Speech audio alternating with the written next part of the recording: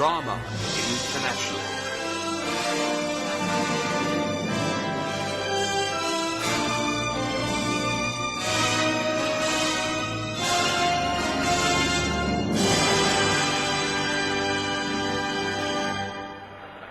And so far, there is no news regarding the Durnvale killer who has been at large for the last few weeks.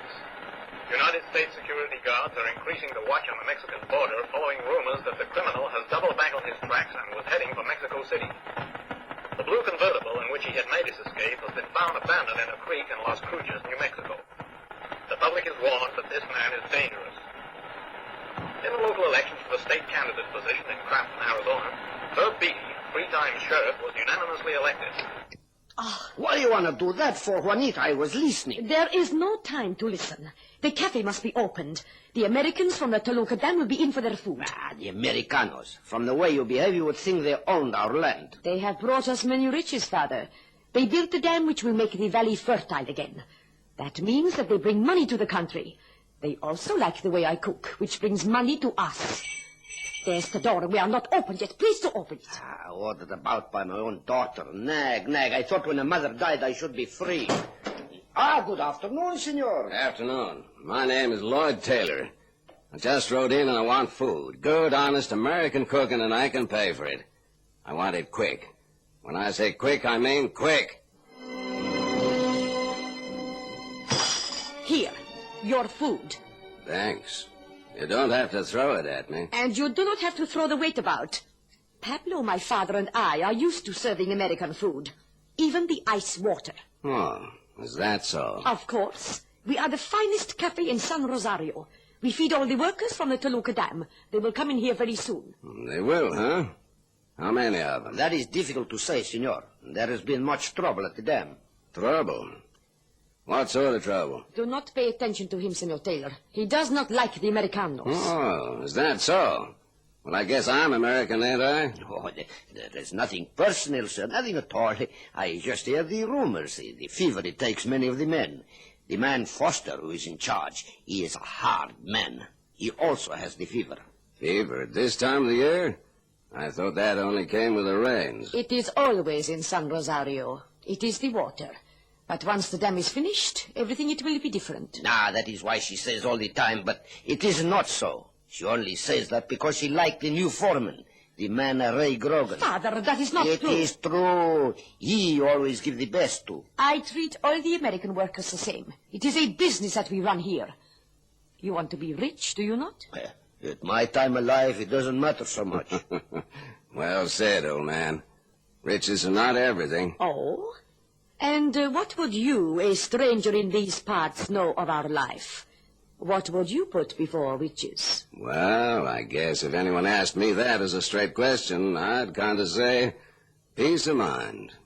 Yep, that's about it. Peace of mind? Well, anyone who stands in my way will have exactly that, a piece of my mind. Well, now, I like a woman of spirit. Sometimes they can have too much. Here is the favorite, Mr. Grogan, and that other American, Mr. Landon. Excuse me, please. I will go to serve them. Oh, good afternoon. You have come for your usual meal? I think so. Please, Juanita. What about you, Landon? Okay, I'll have the grub, but you can serve me a glass of tequila with it. Very well, senor. You better take it easy, Landon. That firewater's all right after hours, but we've got a job of work to do this afternoon. We've enough men off sick as it is. That's because I feel a touch of the down fever. I'm drinking something a little more antiseptic. You know, I figure that with a belly full of tequila, the fever don't stand much chance. No, I still think you should be careful. Are you throwing your stripes at me, Grogan? Just because you've been lucky enough to get promotion after only being on the dam a matter of weeks. Look, I've been an engineer all my life. I know more about building this sort of construction work than all the rest of you put together. And that includes your high and mighty Mr. John Forster. Forster? So you got it down on him, too, have you? I haven't got it down on anyone. I just know that he's not going about the project properly.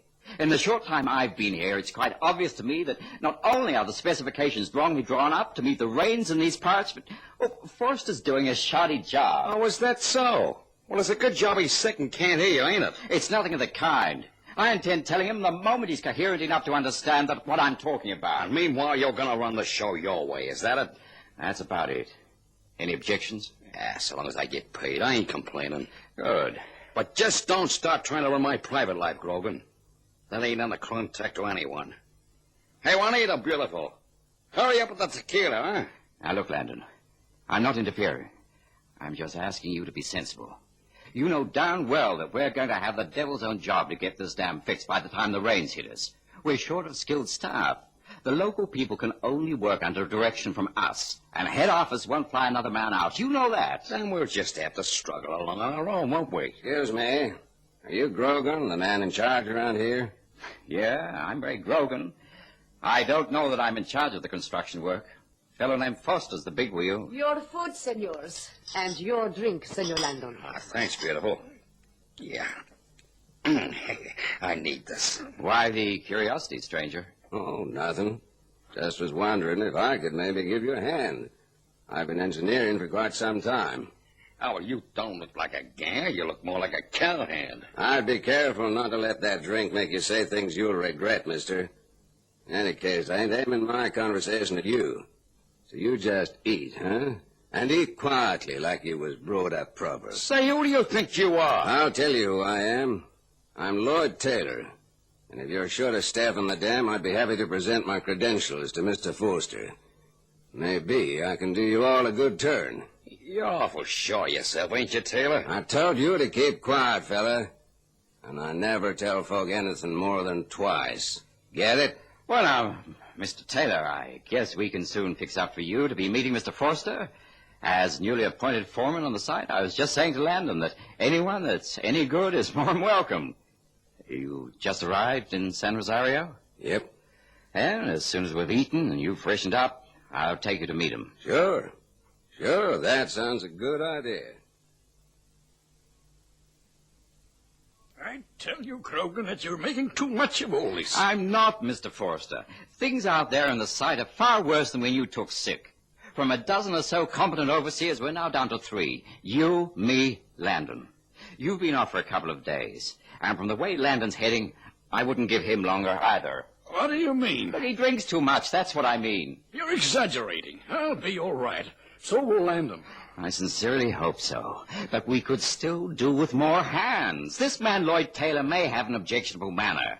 But from his papers and the way he talks about the dam, it's obvious that he knows what he's about. Oh, so you've been showing him around, have you? Confound you, Grogan. Don't you know that the whole scheme's under strict security? Security? With every Mexican within 100 miles working on it? That's a laugh. What's the harm of letting a skilled American engineer have a look at our problems? It's precisely because he is skilled that we have to be careful. The Mexicans don't understand what we're doing, so it doesn't matter. But if this man Taylor happens to be in the employ of our competitors... He's not. He's out of a job. Although I still don't see what harm it could do if he were engaged by someone else. After all, you've got the contract. No one else can finish what you've started. Or can they? What does that mean? Nothing. Except that, well, you stand or fall by this piece of work, don't you, Forster? It's got to come out right for you. Come out right? Of course it will. Well, I hope so.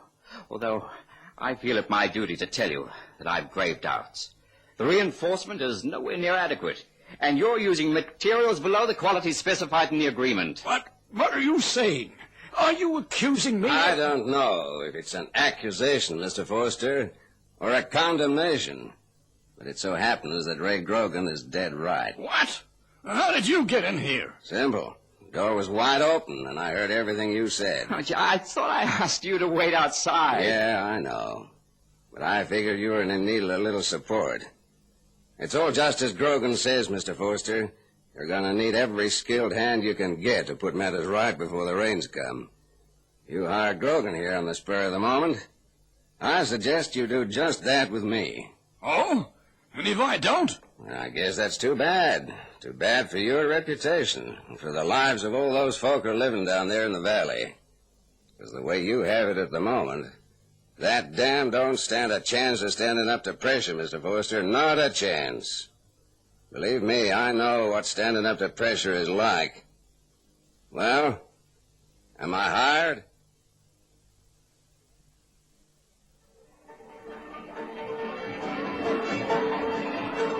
Well, Lloyd, I'm sure glad you persuaded the old man to let you climb in on the deal. I haven't anything to lose, Ray. Nothing at all.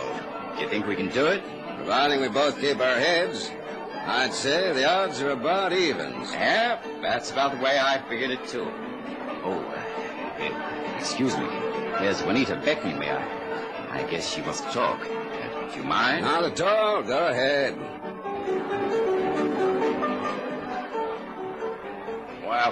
Well. Here's the new boy, Lloyd Taylor. Hello, Landon. Sit down. I'd buy you a drink, except that I can tell you've had too much already. Oh, is that so? Yeah, well, I haven't much time to sit wasting talking to you. I've other things better to do. Where's Juanita? Yeah, now there's a sight for sore eyes. I'd take it easy if I were you, Landon. And what do you mean by that? Just that Juanita ain't interested in you. She prefers Grogan. No man in his senses would get mixed up with one of those Mexican dames anyway. Is that so? Well, let me tell you that some of us have had considerable success since we've been down here. I'd also be careful of Grogan. Something tells me that where women are concerned, he can be mighty jealous. Just watch it, Landon, just watch it. I'd hate to have to cut you down to size, boy. I really would hate it. Hey, Juanita, beautiful. How about another little drink, huh? You drink too much, Mr. Landon, and you have no right to be here in the back room. Say, ain't you interested in making money out of liquor? Juanita, you're interested in other things, eh, beautiful? Take your hands off me. Come on. You ain't all that particular. You was talking to Grogan just now. Oh, very palsy-walsy. I said take your ugly hands away from me. And supposing I don't care, though.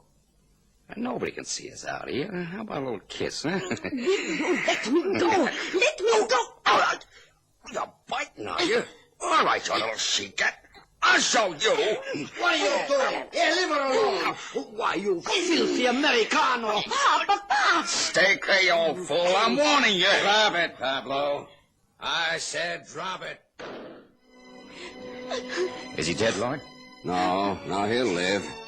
The knife went lower than Pablo intended. I guess I just wasn't quick enough. Yeah, well, it was pretty smart shooting all the same.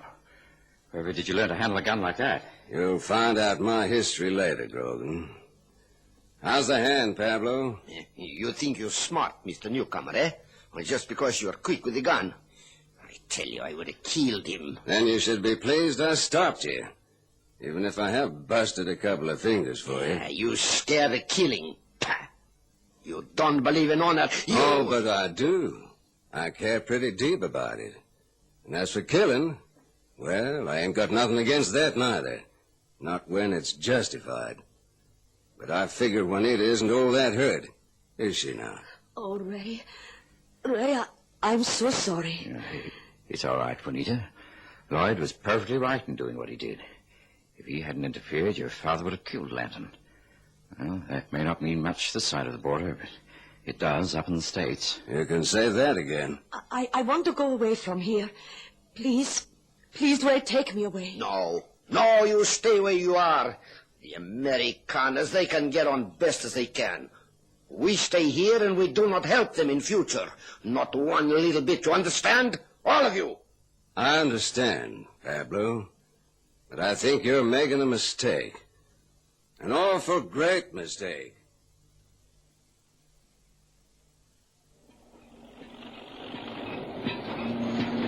Well, Lloyd, looks like there's just you and me now. Yep. What's the report from the hospital? Oh, Landon will be okay. But I'll have to fly him out as soon as he's fit enough. It's going to be hard work, Lloyd. Yeah, I guess so. We're not making nearly enough headway. You know what I think? I think we should abandon this section and concentrate on the reinforcement of the south wall. Boy, that's a tall order. I doubt if we get permission. Oh, to the devil with permission. You know as well as I do that wall won't stand up to the summer rains. It'll crack wide open. While ready, I can tell within an inch of where that dam will break. Yeah, I know you're right. I'm just working to the book. Now, you ain't the type to work to books any more than I am. Ain't that so? Yeah, I suppose not. I suppose when you've got a job of work to do, you've just got to do it, regardless of other people's responsibilities. Yeah, I figured you think that way. Well, what about going to see Foster and putting it on the line, eh? Okay, if you say so. No, I just won't allow it. I'm telling you that it's all in direct contradiction to every agreement that we've signed. We know that, Mr. Forster. We also know that unless you allow us to revise the whole strategy, the dam will prove itself the biggest fiasco Mexico's ever known. Impossible. It isn't, you know. Lloyd's right. I've been over it all with him. I'm sure he's right. I see, so you defy me, do you? You take advantage of my sickness, my inability to be on the side in order to take over the whole construction job. Oh, no, it isn't like that, and you know it. I'm only doing what I think is right.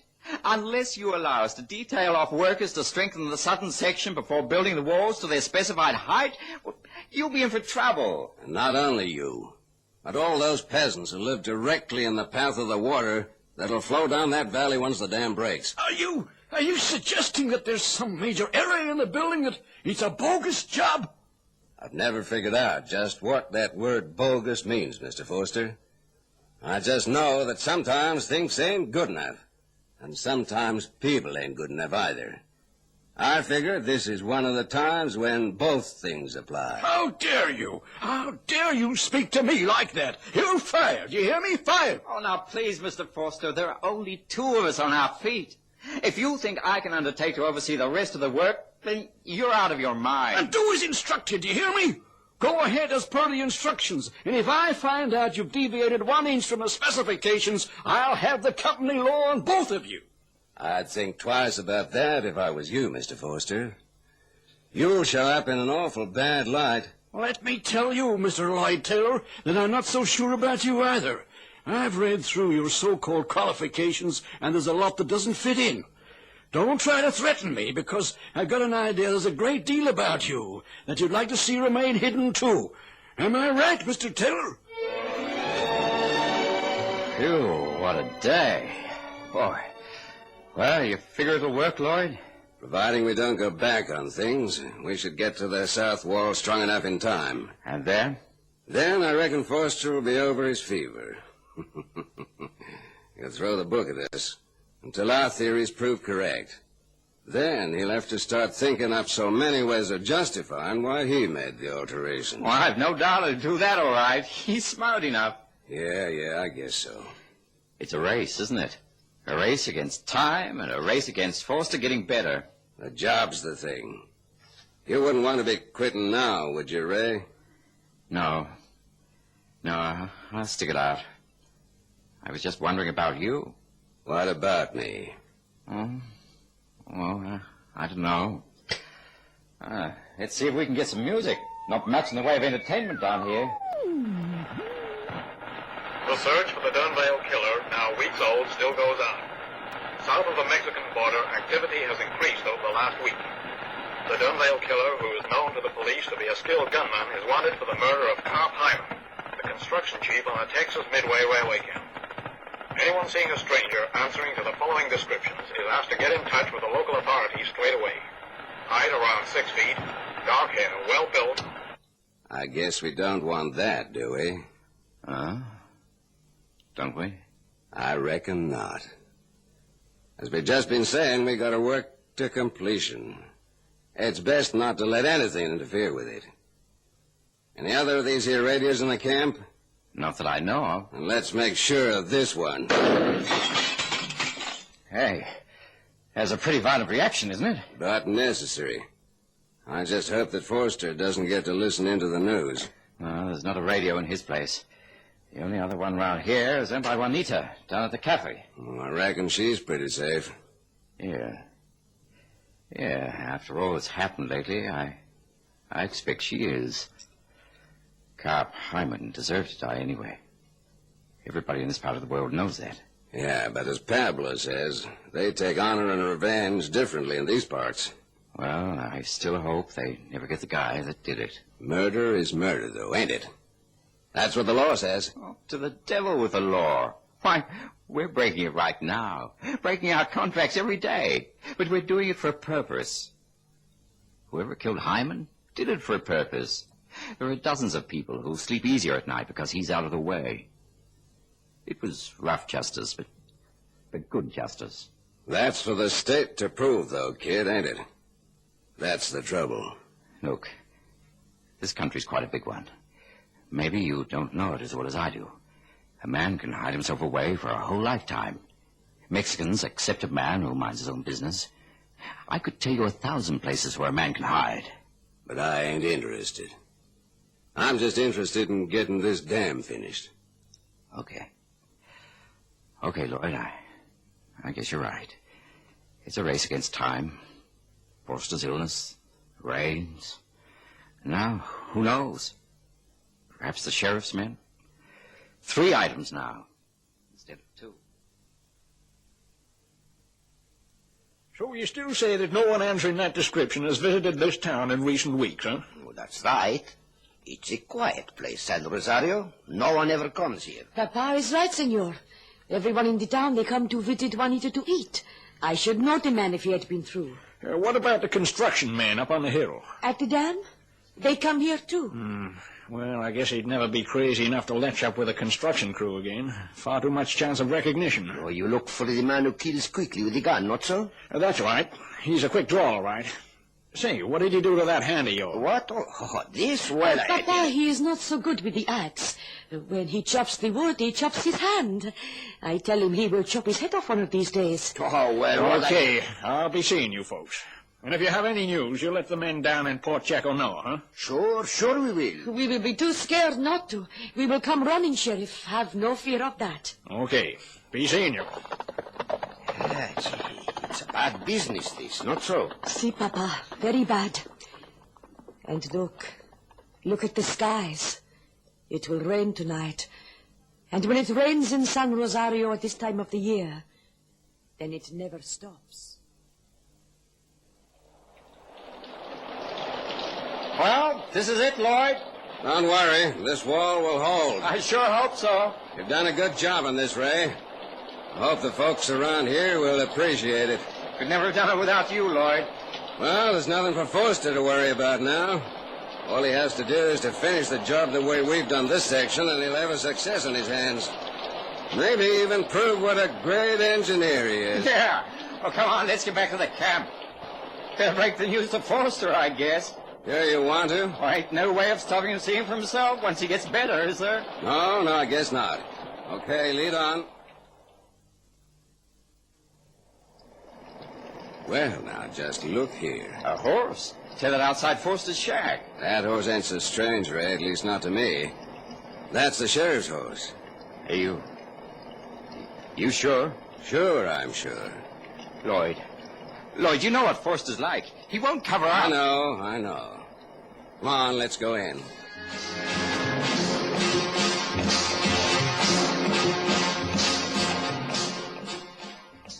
I knew that Pablo was lying, Foster. A right-handed man doesn't cut his own right fingers when he chops wood. That's why I skirted the town and the camp up here. The killer's here, isn't he? I swear I didn't know. I didn't know anything about it, Sheriff. I've been kind of sick with fever. Hi, Foster. Hi, Sheriff. What? Lloyd Taylor? That's right. Sorry I haven't been reporting back north of the border, but you see, me and my friend here had a bit of work to do, putting Mr. Forster's dam to rights. Didn't we, Grogan? That's right. Okay, Sheriff. I'll not give you any trouble.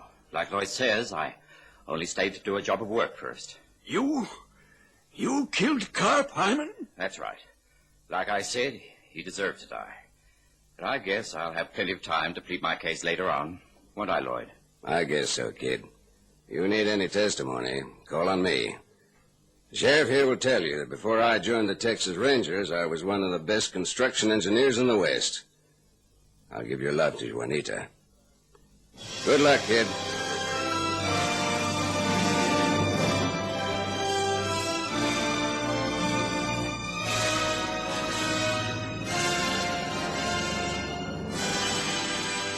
You have been listening to Drama International. Join us again next week at the same time for more Drama International.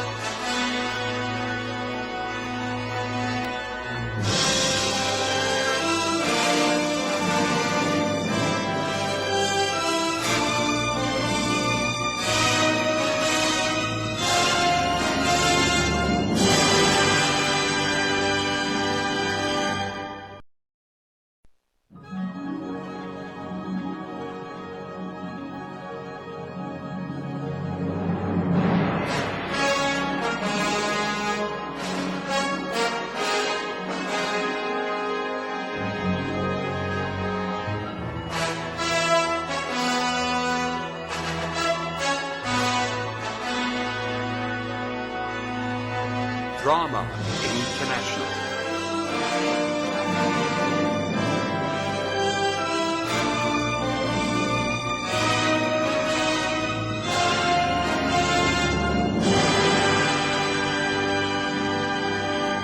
And now the curtain rises on Act One of North Wind, starring Jane Wyatt.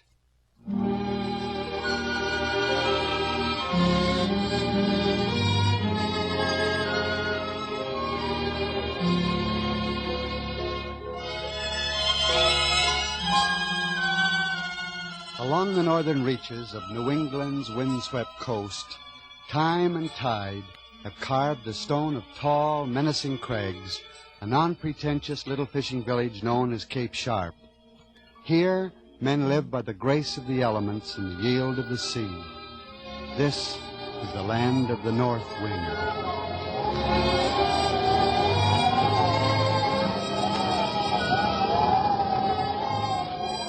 I'm Elsa. I came to Cape Sharp because I was alone. I came in search of my aunt, whom I'd been told had taken residence at the resort there. The journey had been hard and long. I stood at the cliff's edge and gazed down upon the cape for the first time.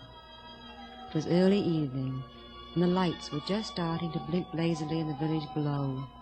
So calm, so peaceful there. A contrast to the rest of the coast, where the sea lashed against the cliffs violently, frighteningly. I started down the path. This was to be my home, here with the wind and the ocean cry. Hey, Marcus! Hey, Pedro. Good catch today? Very good. And you? Oh, can't complain. Fine, that's very fine. We can be thankful for our good luck today. Soon now we may not be able to go out. And why? The north wind, she's coming again. You had better lash up real good from now on, Marcus. I will. Thanks, Pedro. See? Mister, fisherman, Yay. could you tell me where the resort is? No resort. Well, of course there is. My It aunt blew away last year. blew away. Yeah, the big wind. That's all that's left. There, ahead, see? But where did the people go, the ones who live there? Who knows? Everyone's gone? Mm-hmm. Everyone. Thank you. Hey, what's wrong with you? I feel so... Don't fall. Here.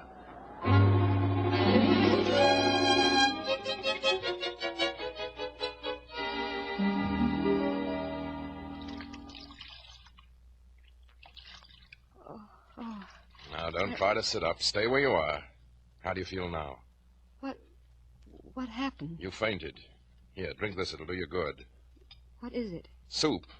Go ahead, drink it. Oh, no, thank you. Go ahead.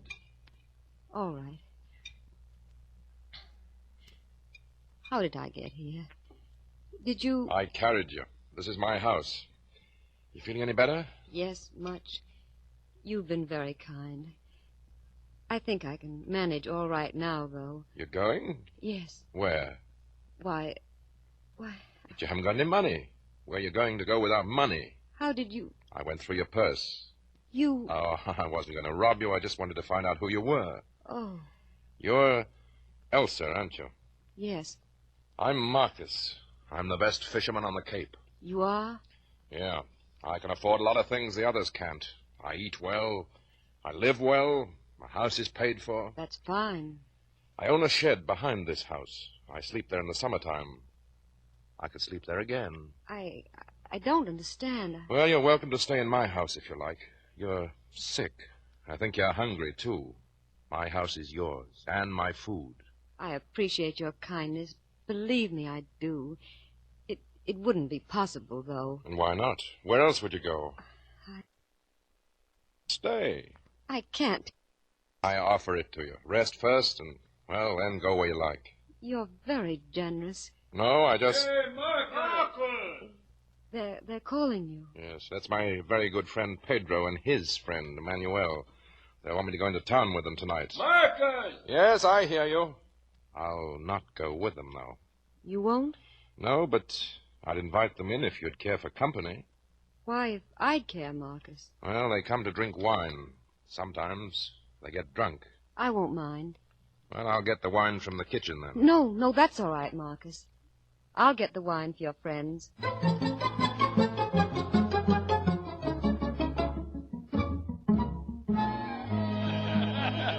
You should have seen him, Marcus. When he pulled up his net, instead of mackerel, he's got a whole school of baby sharks. Where did it happen? About 5 miles out. You know, Marcus, I was last in tonight. I don't like the look of it out there. Pedro is right. It's too quiet. Just like last year before the blow. What do you call a lullaby before the storm. A lull, Manuel. Oh. Will you have some more wine? Any of you? No, thank you. Marcus? No, I don't think so, Elsa. I think I have one more glass. Chiquita. Manuel. Huh? The lady's name is Elsa. Oh, see, Marcus. No harm. Quiet, Manuel. Marcus, we were talking about the wind. Yeah. Do you really think the north wind will come again this year, Pedro? I think so. Well, you better be ready for it this time, then. What do you care about a little wind for, Marcus? You got your house here on the hill. You got some wine. A nice little Chiquita. Manuel, Wait a minute. Get out. Here, come on, Manuel. We go. But You've had too much. Come on. I take care, Manuel. See you tomorrow, Marcus. Good night, Pedro.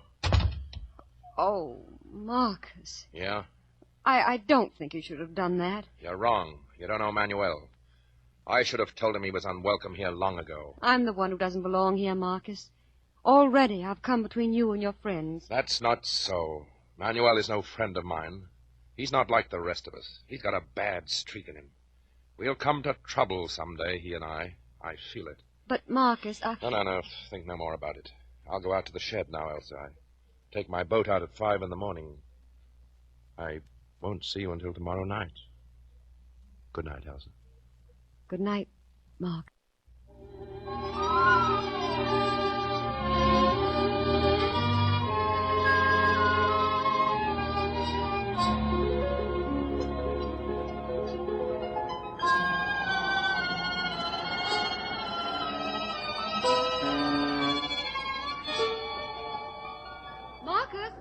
Marcus! Elsa, what are you doing up at this time of the morning? I fixed some breakfast for you at the house. I didn't see you go. No, I started early and ate at the stand. Oh, well, here's a little something to take with you, in case you get hungry. Well, thanks, Elsa, but you shouldn't have bothered. Well, that's all right, Marcus. Just put it down there in the boat. I? Put it in the boat? Yes, in the cabin there. The cabin? Oh, come on, Elsa, what's wrong? No, Marcus. You take the sandwiches. Elsa, you're afraid of the boat and the sea, aren't you? Yes. It won't sink. I know, Well, then why don't you... No, Marcus. No. Oh, it's all right, Elsa. Don't be ashamed. Don't be afraid. I was afraid once, too. Do you hear that wind out there? Yes. That's the north wind. That's what I used to be afraid of, till I found out what it was. Found out? Sure. That wind isn't blowing just out there, Elsa. It's blowing a lot of places. Sometimes it's down inside you, and it blows hard and cold, and you gotta fight it. Then's when it's worse, 'cause you can't see it, but you gotta make it stop. And if you do, you won't be afraid anymore. You won't ever be afraid. I'm going out now. Take care of yourself, Marcus. I will, Elsa.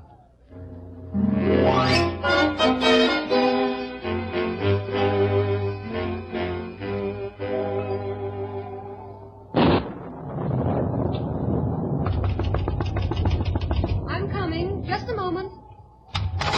Yes, what? Hello, Chiquita. Manuel. I forgot something last night.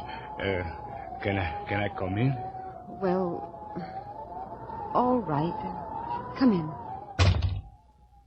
Why didn't you go out today, Manuel? Oh, the wind, she blow too much. Anyway, I think it's good time for me to come over and see you. You've been drinking. Oh, just a little bit. What did you forget, Manuel? I want to ask you a question. What is it? Oh, come on. Why you speak so quick like that? You mad with Manuel? Manuel, you better leave here. Marcus will be home very soon now. Oh, Marcus, a fool with Marcus. Hey, I know you came to be here with Marcus. He picked you up on the pier last night, see? Get out, Manuel. Everybody tell poor Manuel to go. Nobody like poor Manuel. Maybe Chiquita like poor Manuel, eh? Let me go. Give poor Manuel a kiss, Chiquita. Stay back. Just a little kiss for Manuel. Get out of here. Oh, so you slap Manuel. I teach you. Maybe you don't act so smart now. Manuel, look. It's Marcus, coming up the path. Go on now. Leave. Marcus, that's a joke. I'm telling you the truth. Look, there, through the window. It is Marcus. Go. Go quickly, or Marcus will kill you. I go out the back door. Shoo. Elsa. I'm coming, Marcus. Who was that was just here? Why, it was... Elsa, your face is scratched. Yes, That looked like Manuel outside. Was he here? Marcus. Was Manuel here? Yes, but... He scratched your face. Oh, it's all right, Marcus. Manuel! Marcus! Marcus, where are you going? Marcus, come back! Please come back!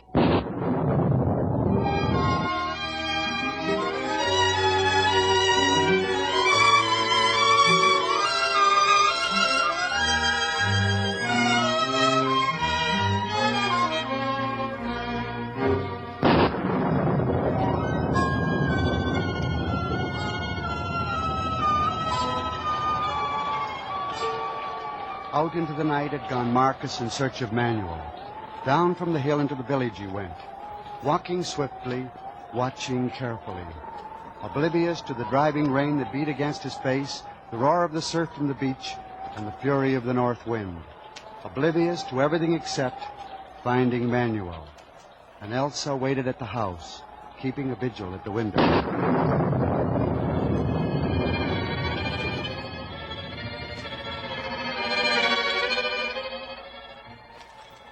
The storm grew, and I wondered when it would stop, if it would ever stop. I looked down to the lights in the village. One would flicker and go out, now another. It was growing dark. I remembered the day I'd stood on the cliff and gazed down at the village for the first time. How friendly, how beautiful it seemed then. How changed it was now. Suddenly I felt a chill, something blowing cold and hard. The wind. Marcus. Marcus, I'm alone. I'll be afraid if I'm alone. Come back, Marcus. Wherever you are, come back.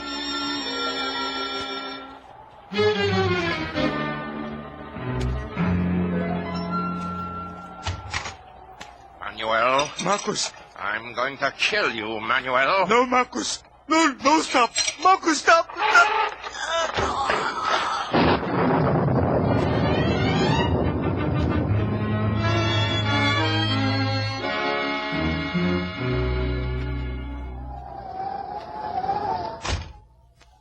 Marcus, Elsa. you're back. Yes. The blood, you're hurt. No. I'm all right. You killed Manuel. No. Then, He was drunk. We fought. That's all. oh, Marcus. I was afraid that... No, he deserved it. I couldn't do it, though. I'm glad, Marcus. Yes. I'll get some warm water. Those cuts should be bathed. Elsa, Yes? sit down. I didn't kill him because of you. Because of me, Marcus? If I had, you'd have hated me, wouldn't you? I could never hate you, Marcus. You see, we fishermen are simple people, Elsa. We think but two ways, right or wrong. If you're right, the Cape's a good place, and people are glad to share your wine, and you're glad to give it to them. And if you're wrong, Manuel was wrong. Marcus, your hand, it ought to be bandaged. Elsa, I want you to understand. I think I do. I'll get the water.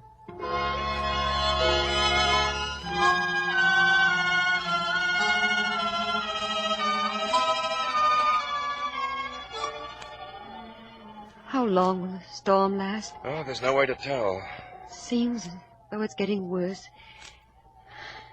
It can't get much worse, can it? Never has before.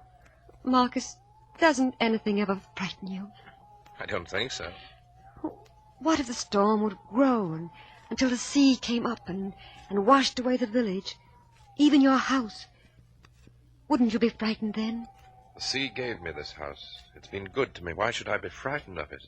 But what if you were to drown? Well, then I'd be dead, and what can you be afraid of when you're dead? Oh, Marcus, you're funny. Why do you say that?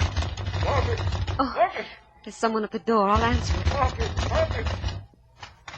Pedro. Where's Marcus? Oh, hello, Pedro. Marcus, I come as fast as I could. They're looking for you in the village. You got to leave here right away. Take a breath, Pedro. Who's looking for me? The police. The police? What do they want me for, Pedro? You know. I don't know. What is it? Manuel. What about Manuel? He's dead. He's dead? But Marcus... Marcus had a big fight with him. He killed him. I didn't kill him. Elsa, I didn't kill him. But they find him in the street outside the saloon. Maybe you don't know you hurt him so bad. But I didn't fight with him near the saloon. Look, amigo, I believe what you say, but the police, they will not believe you. They hear too much in the village. They come here to take you to jail. You go now, Marcus, before they come. Yes, Marcus, go. Don't let them catch you. Elsa, you'd have me run away? Oh, Marcus, they mustn't catch you. They mustn't. It was all because of me. You're afraid for me? Yes. You shouldn't be afraid, Elsa. I've told you before not to be afraid. Marcus, if they find you, they'll take you to prison. No, Elsa, I'm not a criminal. I know, but... I won't run. I'd never run. I'll tell them the truth when they come. They'll believe me. I've never lied to anyone. Oh, Marcus. Marcus, the police are here. Open the door, Pedro. Amigo. Open the door. Marcus the fisherman? Yes, I'm Marcus. Come in. You know Manuel? Yes? You fought with him tonight? Yes, but I didn't kill him. You're under arrest. Oh, no, he didn't do it. Come along. No, you can't take him. You can't. Come along. I'll be back, Elsa. Wait for me. I'll be back.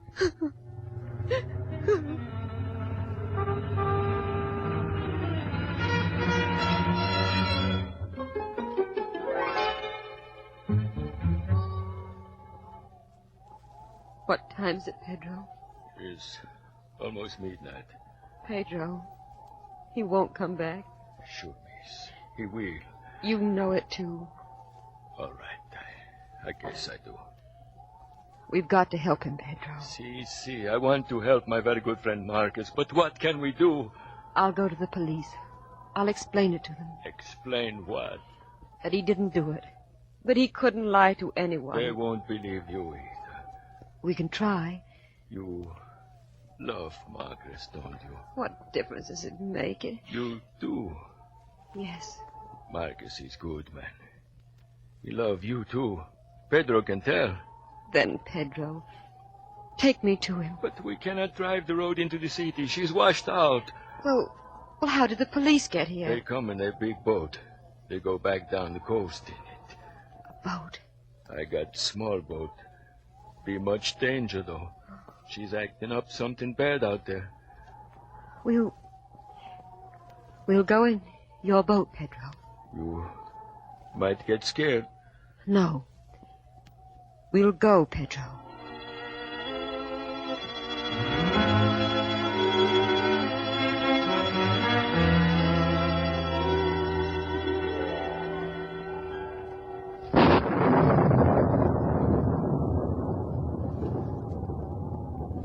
Yes? You have a man here by the name of Marcus? Is he a fisherman? Yes. He's here. May I see him? He's held for murder. No. But he didn't do it. I want you to know that. He didn't. Do you have evidence? No, but... Well, you can't see him. Oh, please. Get out. What did they say? They won't let me see him. Pedro's sorry. Oh, Pedro. Don't cry. Come, we'll go back. No. I'll wait here. But you can't do nothing. I want to wait. All right. Pedro, wait too.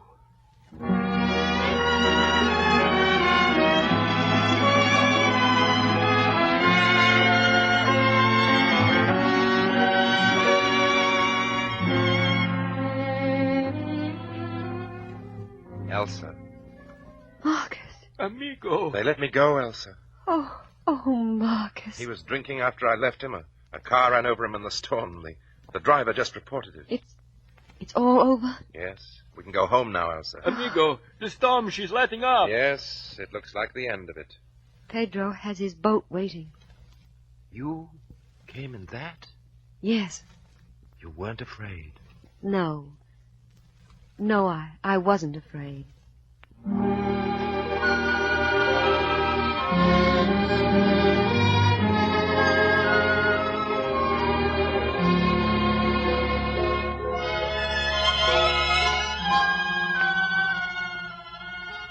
The storm is over now. The north wind has come and gone. Out across the water, the dawn is breaking. And this will be a beautiful day. The fishermen are going out. Marcus is with them. Marcus says the north wind may come again next year. If it does, we'll be ready for it. And I won't be afraid. I know what it is now. I'll never be afraid again.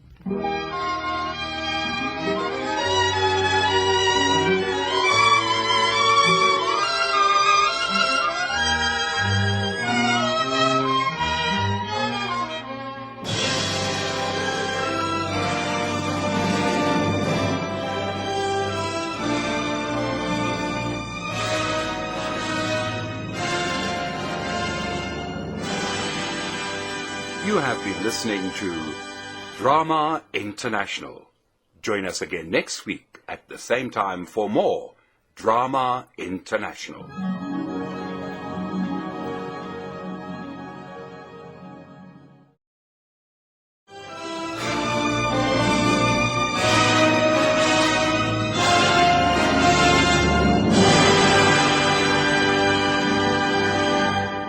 Due to the nature of your crime, I don't feel that a Young Offenders Institute would be the best option. Therefore, Tanya Wilson, I sentence you to 300 hours of community service. Take this opportunity to give back what you have taken from your local community. Court dismissed. Respect Your Elders by Laura Hurst.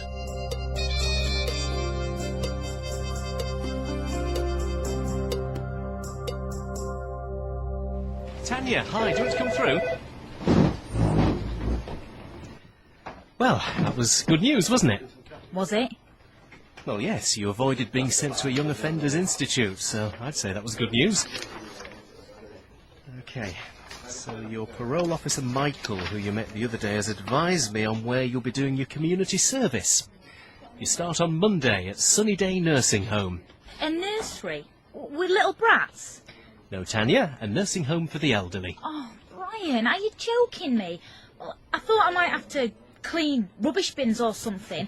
Not look after old people. They're boring. They are not boring. But you start Monday at 9. Don't be late. I'm Maggie and I'm in charge here, so you report to me. I do expect a certain level of etiquette from you, Tanya.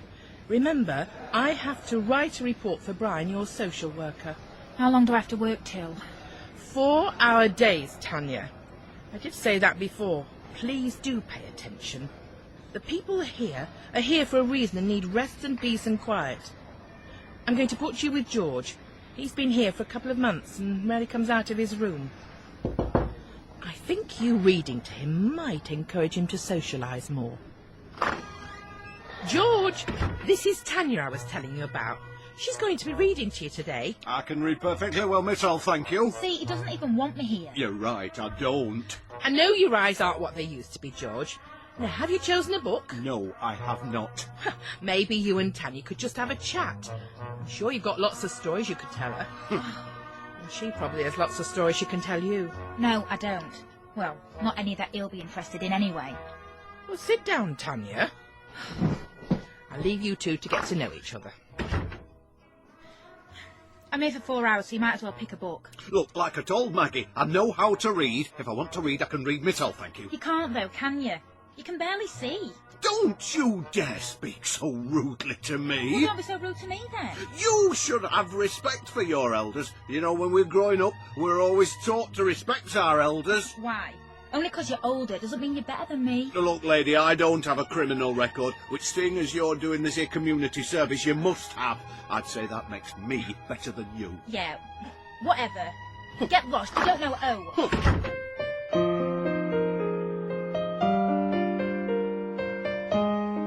What's all this shouting about? I hope you haven't been rude to George. Ask him. It's him that's been rude to me. Keep your voice down, Tanya. Need I remind you, George is a very old man. It's not good for his health for him to be aggravated. He started it. He won't let me read to him or anything. Tanya, you need to calm down. Take today off and I'll see you here again, same time on Friday. See if we can't have a better day then. Whatever. I beg your pardon? I said whatever. Tanya, you really have no option. He talks to me like I'm a piece of dirt, and just 'cause I've got a record and he's older than me, he thinks he's better. He don't know nothing. You just need to get on with it, Tanya. It isn't forever. How are things at home? Home? Rubbish. Got a couple of new girls in my room. Well, that's good, isn't it? Make some new friends. I don't think so. They just sit up all night, talking to each other, laughing sometimes. I just say, what have you got to laugh about? Yeah, well, everyone deals with their problems in different ways, Tanya.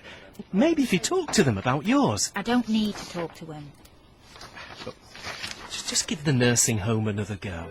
It won't look good on your record if we have to find you another placement. Well, I was going to put you with someone else today, but George asked me if you'd read for him.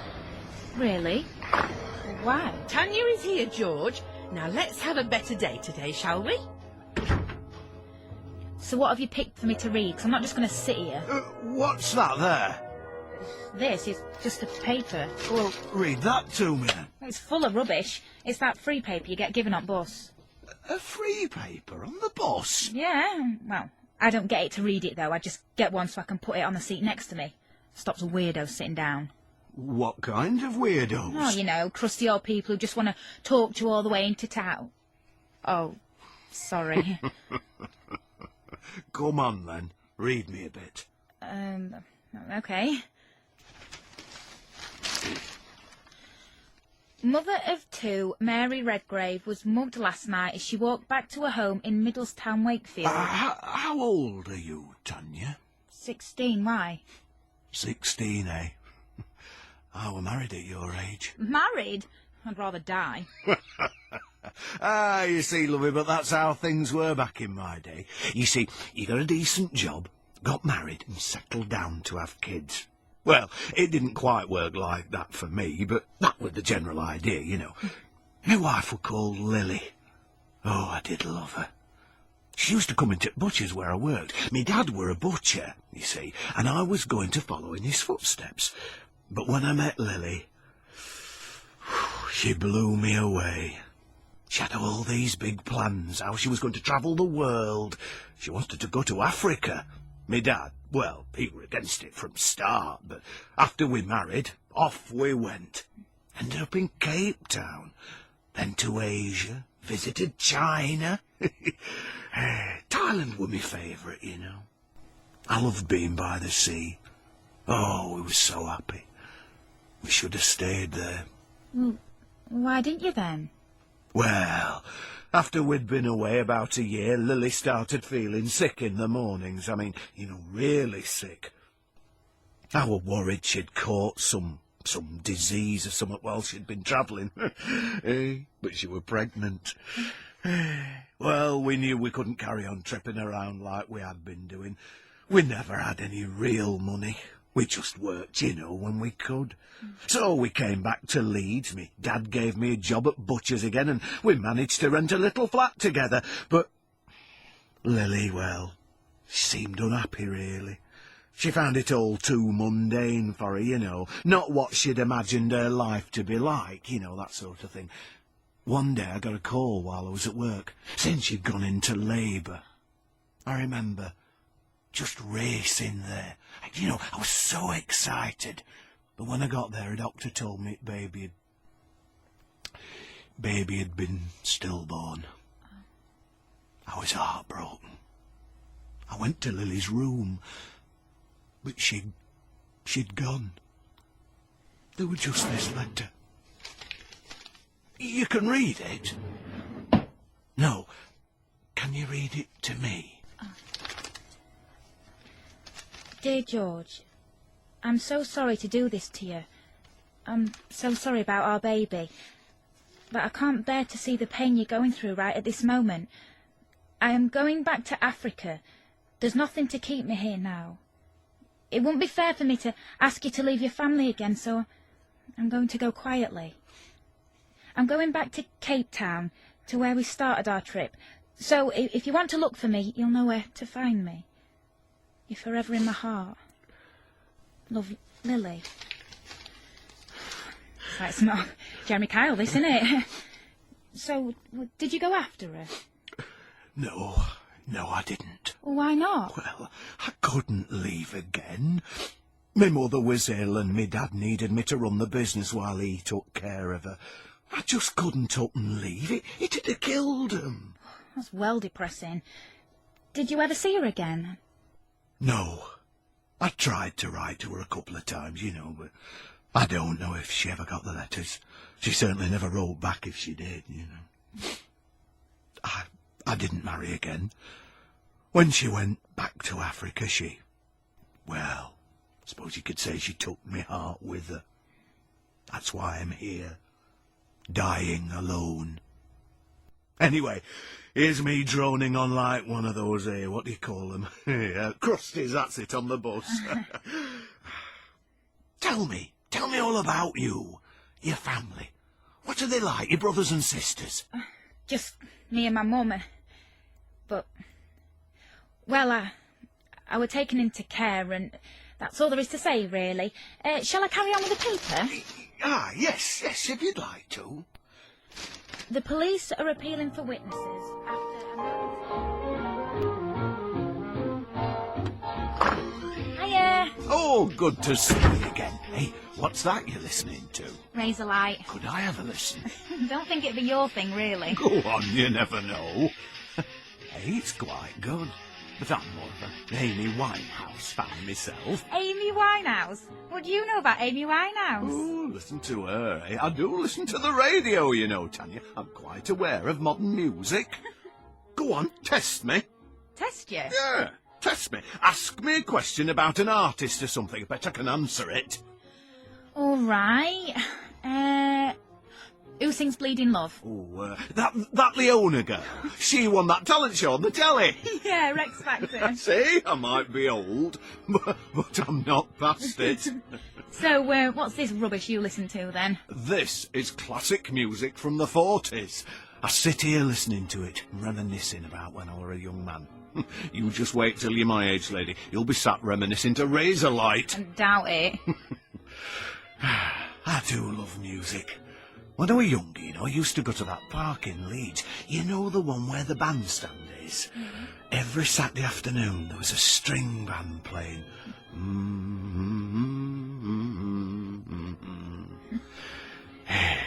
Sound were beautiful. Do you know, it was the first place I took Lily. We sat there all afternoon. They still play there. Do they? Yeah. Well, I mean, there's probably different musicians than when you were there, because, well, they're probably dead. I walk past it on my way to the bus station, Friday afternoons. And how does it sound? All right, yeah. It's weird, because everything's dead busy around it. You can hear, like, traffic and shouting and stuff. But when you walk past the bandstand, and that's all you can hear. Just the music. It's nice. I'd love to hear it. Well, so why don't you go then? Don't you go on trips and stuff? Well, sometimes, yeah, but no, I don't go. Yeah, I could take you if you want. Oh, you don't have to do that, lass. Anyway, they wouldn't let you. I don't mind. Means I don't have to be stuck in here for 4 hours. I'll ask Maggie. What do you want me to read to you today? Thank you, Tanya. All right, don't get all soppy on me. Shall I read the paper to you? Ain't no good in it today. Headline is, Cat Stuck Up a Tree Saved by Local Hero. You can tell they're a bit short on news. Morning, Tanya. You can make your own way up to George's room. Do you know the way? Maggie, I was just wondering if I could take George out for the day. He ran about seeing a band. Absolutely not. out. Why? Because you're not responsible enough, Tanya. And besides, George isn't up to it. I'm not going to leave him on the bus or row. I'll only take him out for a couple of hours. He wants to go. The answer is no. Well, could I take him for a walk in the grounds or something? Yes, that's fine. His wheelchair's in his room. Go steady, though, won't you? Of course. Come on, George. We're going out. Where? To the bandstand. Come on, get up. Did Maggie say it were okay? Of course you did. I wouldn't take you out without her permission now, would I? 2 halves to town, please. 160, love. Right. Park you here. Hey, are you sure you want to sit next to me? I mean, I might talk to you all the way to town. Oh, it's all right. I'll just put my headphones in and ignore you.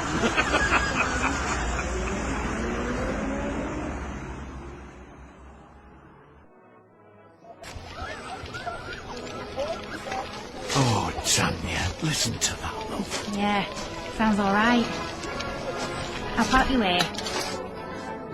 What a beautiful sound.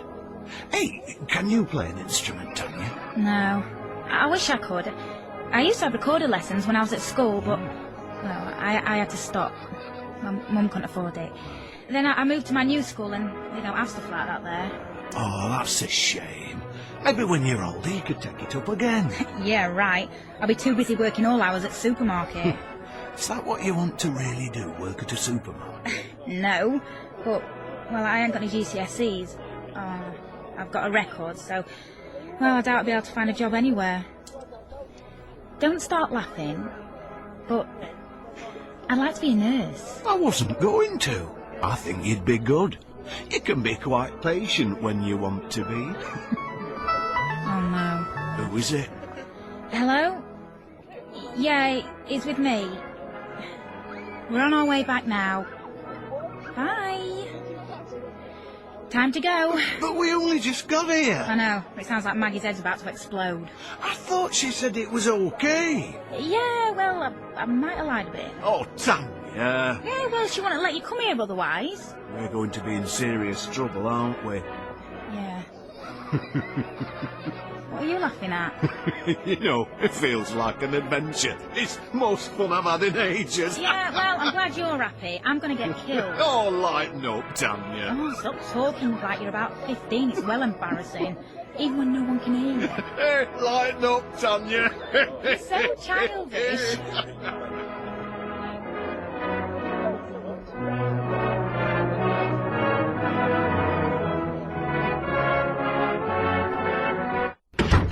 Tanya, what were you thinking?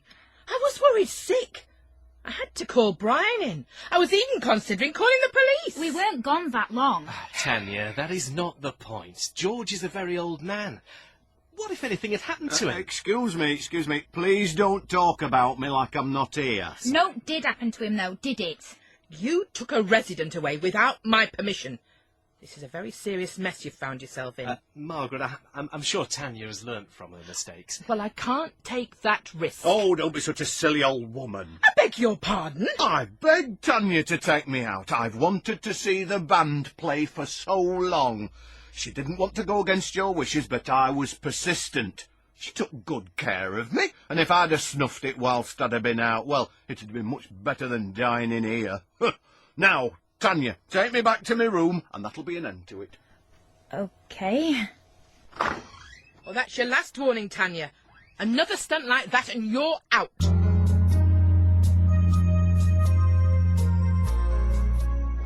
Anyway, upshot of it was, I just got off. You just got off? That's daft. You could have been anywhere. Hey, I tell you what, if you fell asleep on a train these days, you'd get robbed blind. Hey, well, we knew we'd passed the station. We'd been asleep for hours. Anyway, that was all part of the fun. Lily always said getting lost was a chance to discover somewhere new. Sounds like they're having a right laugh in there. Some local drama groups coming. Why aren't you watching it? Maggie says you never talk to other inmates. Inmates? Sounds about right. Sorry. Patience. Guess, whatever. I've done a lot in my life, love. I've travelled the world. I don't want to sit around barking at the telly, talking about grandchildren and knitting patterns. Hey, you never know. They might be all right. It's got to be better than stuck in this room all day, innit? I'd go mad. I suppose. What are the other kids like that you live with? Freaks. I have to share my room with a couple of new girls. They blow with wind. Sometimes they sit up crying and talking to each other about the problems. Then they're laughing their heads off. I don't know whether I'm coming or going. Hey, you should give them a chance. Maybe you could, talk to them about your problems. I don't have any problems. Anyway, you can't preach to me when you're not joining in the party next door. Fair point, well made. Anyway, it's time for you to go or you'll miss that bus. I better hurry up. If I miss this one, I've got to get the later bus, and it's always full of high school kids. It's so childish. They do my head in. You should join in with that lot. They might be boring, but it's better than talking to a wall. Well, Maggie says you're getting on well, apart from the stunt you pulled the other day. Says you and George seem to be enjoying each other's company. Yeah, he's all right. Well, I'm very proud of you. Thanks. Brian, if you wanted to find someone you hadn't seen for ages, how would you do it? Depends. Who is it you're looking for? George's wife. She left him and went to live in Africa, and he hasn't seen her since, but, well, I think he wants to. I was just thinking, if I could find her, I could tell her where he was. Well, if she still lives in Africa, that would be really hard. But, I suppose if she's since moved back to England, you could, search the internet or maybe the phone book. I know, if you leave me her name, then I'll have a look, see what I can find. Oh, thanks. Sometimes, though, people don't stay in touch for a reason, Tanya. She might not want to see him. I mean, George is an old man. He might not be around for much longer. It would be upsetting for someone who hasn't seen him for a while to see him like that. Yeah, he might be old, but he's full of it. He's probably fitter than me. Where's George? Is he dead? I've just been to his room. Calm down, girl. He's in the communal area. Come with me. Well, I remember, you see, if they hadn't have dropped the atom bomb, I'd have had to go to Burma, They were going to send me out to Burma, You seem to have made quite an impression on him. He's been in there chatting since breakfast. You can take the day off if you want. Oh, okay. Well, I could wait for him in his room till he's finished. I'd rather you didn't. I don't want him to go back to his room when it's taken this long to get him out of it. Oh, all right. I'll get off then.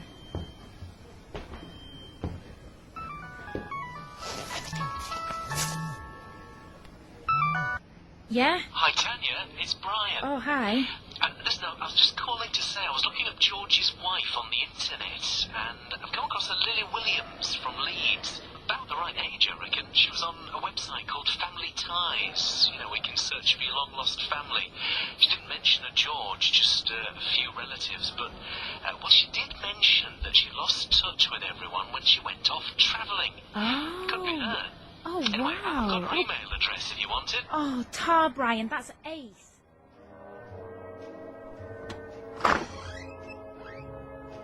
Hiya, George, you all right? Yes, fine, thank you. Look, don't go mad, right, but, well, I asked Brian, my social worker, to see if he could find Lily, and I think he's found someone that he thinks might be her. She's got the same name, and she seems about the right age and stuff. I've got her email address, so, look, if you want, I can email her, because, well, I doubt you've got email in here, and I just wanted to check first, though. Do whatever you like, Tanya. I'm sure it won't be her. And if it is, well, I'm sure it'll be a disappointment. Normally is when you find things out about people you thought you knew. What's the matter with you? Nothing. Yeah, there is. You've been weird with me. It's a newspaper.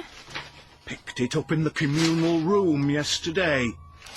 There's an article in it that really upset me. And? 16-year-old girl caught stealing from the elderly. Oh.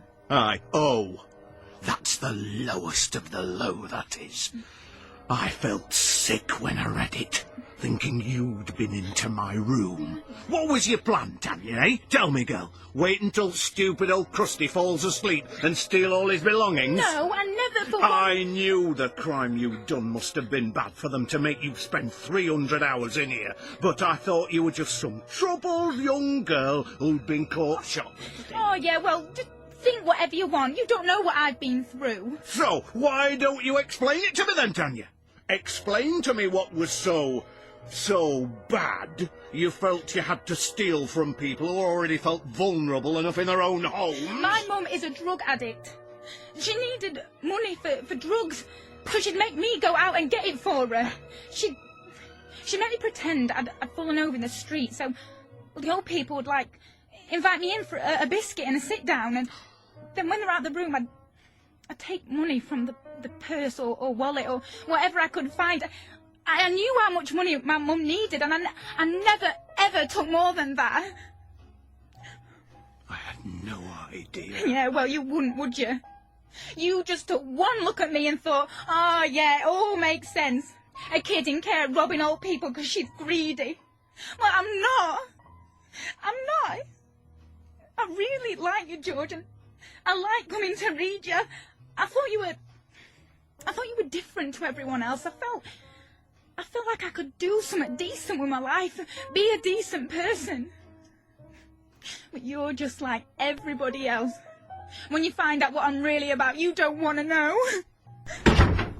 Oh, no. Look, George. Maggie? Where's George? Tanya, I'm so sorry. We were going to call you last night, but George asked us not to. Why? What's happened? Where's George? George was a very old man, Tanya. No. He passed away last night. He knew it was the end. No.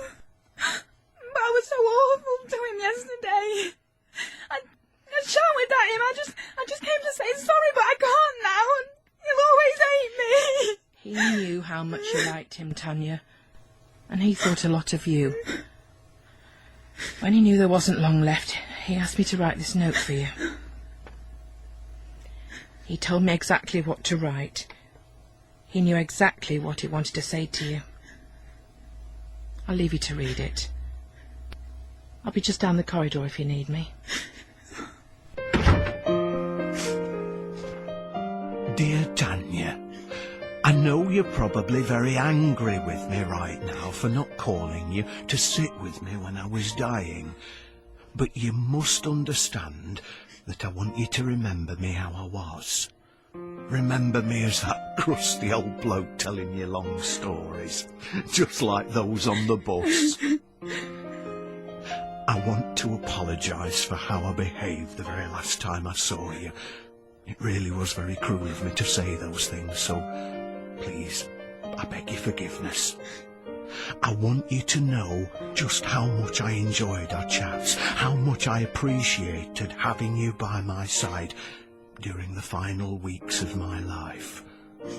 You taught me a lot. You taught me not to judge people. Now, this is a lesson you must learn for yourself, girl. Please be a good girl, Tanya, and make something of yourself. You've a strong spirit and a warm nature. You'll make a brilliant nurse. Please don't be sad. Don't grieve for me. Talk to the girls in your room. Make yourself some friends. You never know. They might be more interesting than you think. Love always, George. P.S. I'll always be watching over you, making sure you're okay. So never feel alone. I'll be good, George. I promise. I'll be good.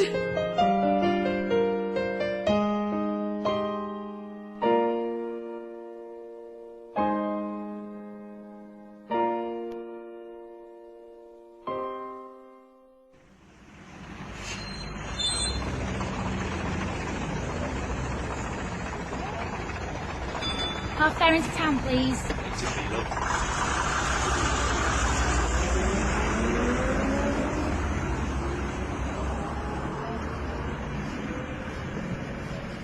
Excuse me, love. Is somebody sitting here? No, sit down if you want. Oh, thanks, love. It's such a long way into town when you're standing.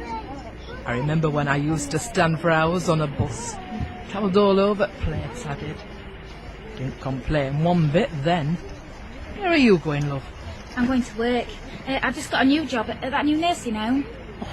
Well done, my love. I remember when I was your age. Sorry, look at me about to bore you in my stories. Once I get started, I can't stop. Oh, no, it's all right. Carry on. Well, I used to work at a clothes shop in Leeds. It isn't there anymore. Well, I never did like to stay in one place too long, so I decided to go travelling. My mother was dead against it. Then I met a lad. I fell in love, and he came with me. Didn't work out though. Sad, really. Where did you travel to? All over the place. We'd just get on a train and see where it took us. He were always worried that we'd get lost, but I told him getting lost is just a chance to discover somewhere new. Anyway, we ended up having to come back home.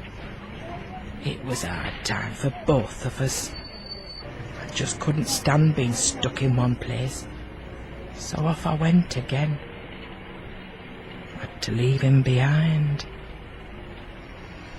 Broke my heart. Part of me hoped he'd come after me, but, well, he didn't. Never loved anyone else since him. Here, look at me getting all upset. I am sorry, love. No, it's okay. I think about him every day. Wonder where he is. Wonder if he still thinks about me. He does, Lily. Every day. In Respect Your Elders, you heard Debbie Atwell as Tanya and Pete Haslam as George. Janine Reeder was Maggie and Lily. Les Smith was Brian. And Richard Lyon played the judge.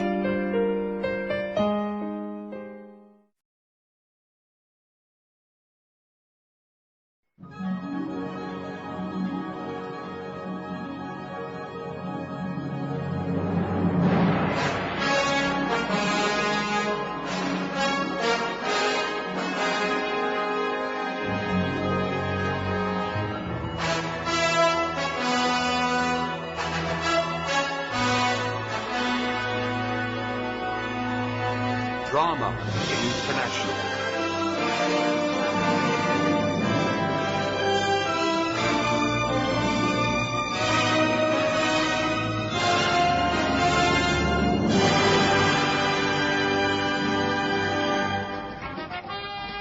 Vic Risdon had offered no excuse to his wife on that evening all those months ago. He'd simply told her where he was going and who with. Helen just had to understand that he was a good-looking, mature man who was fatally attracted to young women. So he and Nita Trowbridge had gone to a cozy little country inn for supper.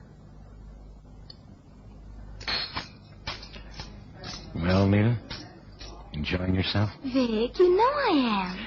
Happy? I'd be happier If what? if I thought you didn't have to go back to your wife tonight. Oh, Nita, honey, we can take care of that. You mean divorce? Well, honey, divorce is an ugly word. Why can't we go on as we are? What's wrong with the arrangement as it stands? I guess I'm just being greedy. I want you all of the time. You want dessert as well? They'd finished their cozy dinner and went out to Vic's car. He didn't want to be too late home. Nita was fine for a while, but a man could have too much. Besides, he was getting a little bored with her. It was on the way home that the accident happened.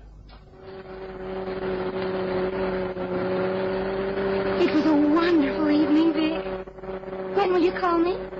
Honey, I'm going to be tied up for the next few days. I may even have to be out of town. I can't bear it if you don't call me. Nita, take your arm away. There's a sharp bend coming up. If you promise to call me tomorrow. Nita, take your arm away. I guess all those sweet things you've been saying to me were just so much hogwash. There's a truck on the wrong side of the road. Nita, get down, get down!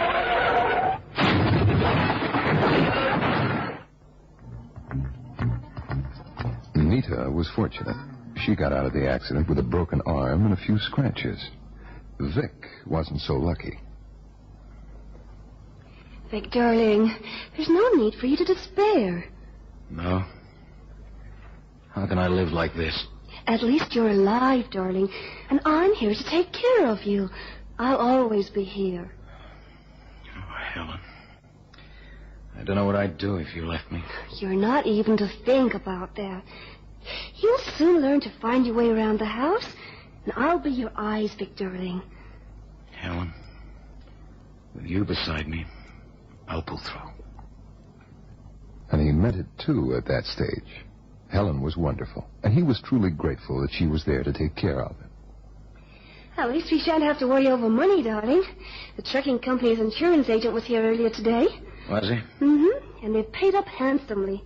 Now you've got nothing to worry about. Nothing. Look at me, Helen. I'm useless. You're the tall, dark, handsome man I married, Vic. What sort of a marriage will it be now, huh? An unsighted husband, an object of pity, not love. A husband who have to be looked after, guided, led around. Vic, I won't let you wallow in self-pity like this. It's bad for you. I think it's time you started getting about again. Oh, a white cane. Help me across the road, kind lady. Where's the curb? Can you see me doing that? Yes, I can, darling. And the first thing for you to do is find your way around this house. Well, not down into the basement, of course. I guess you won't be able to manage those stairs, but with a ranch house like this, it won't take long. Gradually, he inched himself out of the morass of despond. It took time, of course, but Helen was there to help. Nita came to visit. Vic, darling. Nita? Yes, it's me. Where are you? Right here. Oh, darling. I'll fix her the drink, shall I? I didn't know she was there. Darling, what could be more natural for you than to put your arm around me? I'm here so close to you. Oh, Nita, my darling. How can I bear not being able to see you? You can feel me, can't you? Martini's all round? Blast. It wasn't going to be easy.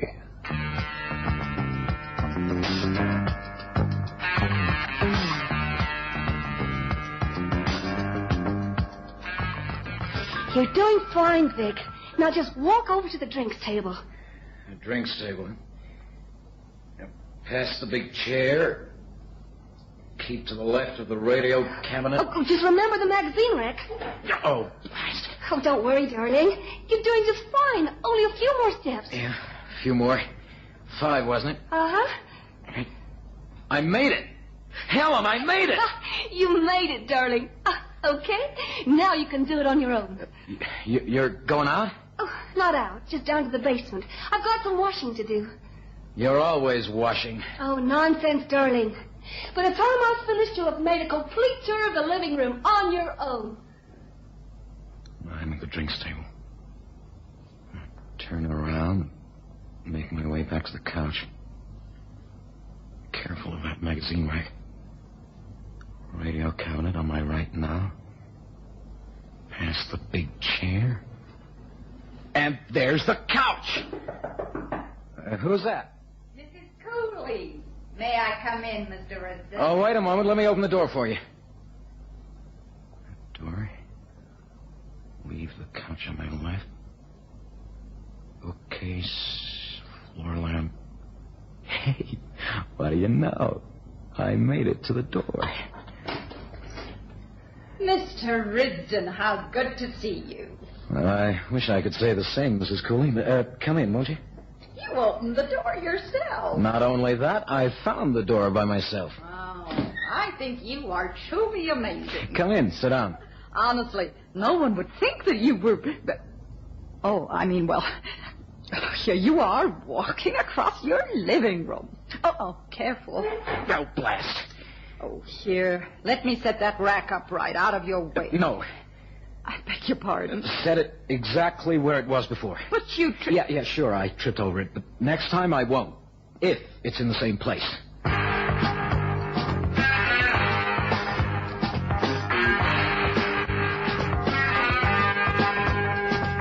As the weeks went by, he grew more proficient. He gained confidence. Soon he could find his way over the whole house unaided. Except, of course, the basement. Helen, where are you? In the basement, darling. Again? I've got some things to rinse out. Did you want something? No, nothing.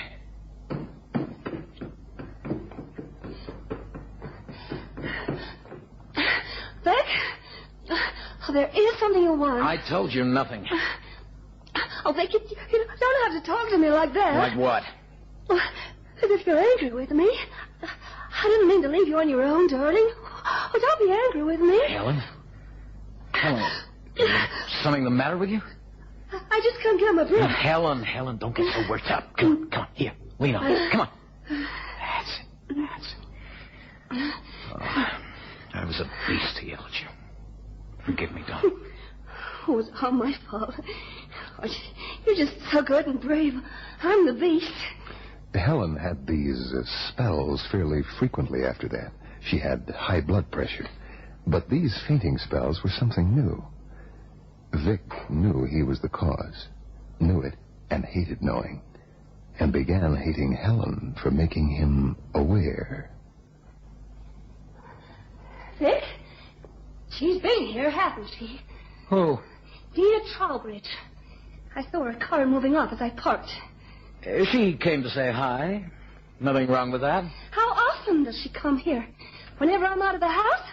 No, not every time. Vic, how could you? And not always, Vic, Nita. I think I'm going to faint. No, Helen, you're not. Take a grip on yourself. Go and lie down. You don't care. You've got no feelings for anyone but yourself. You and your spells. They bore me, do you understand? There is nothing wrong with you. Nothing at all.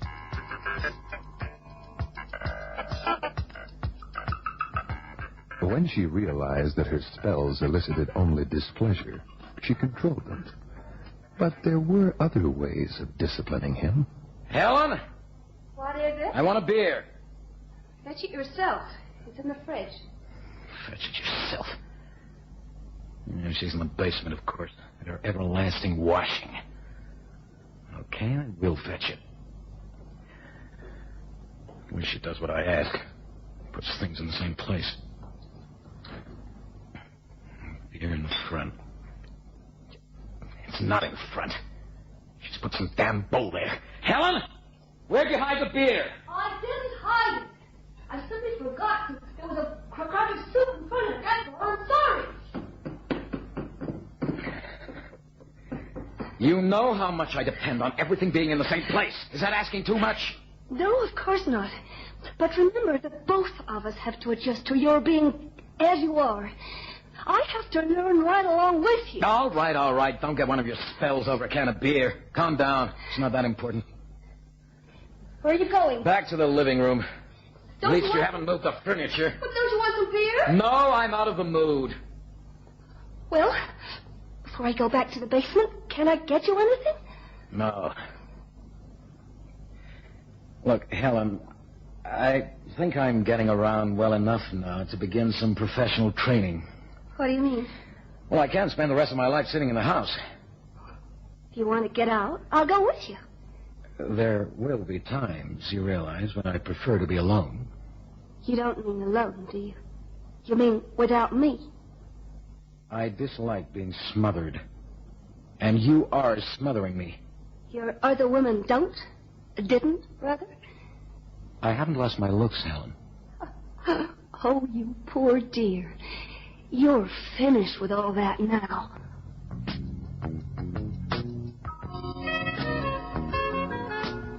How dared she say that? He'd show her that he didn't need her anymore. He devised a plan. Continue to be a burden, and then offer her freedom and a nice little settlement.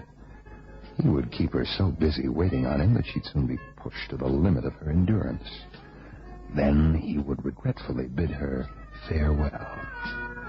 His plan worked well, better than he'd imagined. After a week or so of constant calls, constant pathetic requests for help, he thought the time had come to speak out. Helen, I'm sorry. You've been running your legs out for me this last week, and I don't seem to be getting any better at helping myself. It does seem that I've had more to do for you than usual. I've been thinking, I don't want to be a permanent burden on you. It's not fair to you. You've got your health to think of. What are you driving at? I'm prepared to give you your freedom. You fool. If I chose to press matters, your past infidelities, a lawyer could strip you of nearly everything. Just be careful, Vic, and be glad I'm charitable. At dinner that evening, she acted as if their conversation had never taken place. Her cloying attentiveness reached out and wrapped tentacles around him so tightly he could hardly swallow his food. Later that night... There's only one solution. Kill or be killed. Of course, it's got to look like accidental death. Fall down the basement stairs. An electric heater in the back.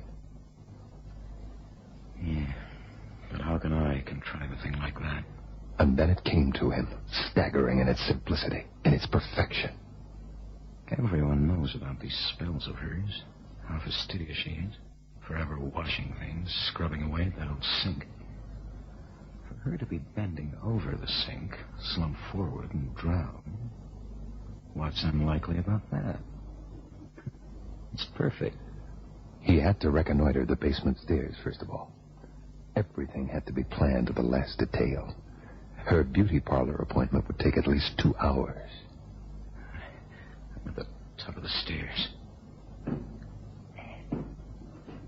They're steeper than I thought. At least there's a handrail. 8, 9, 10, 11, 12. 12 steps down. How many over the sink?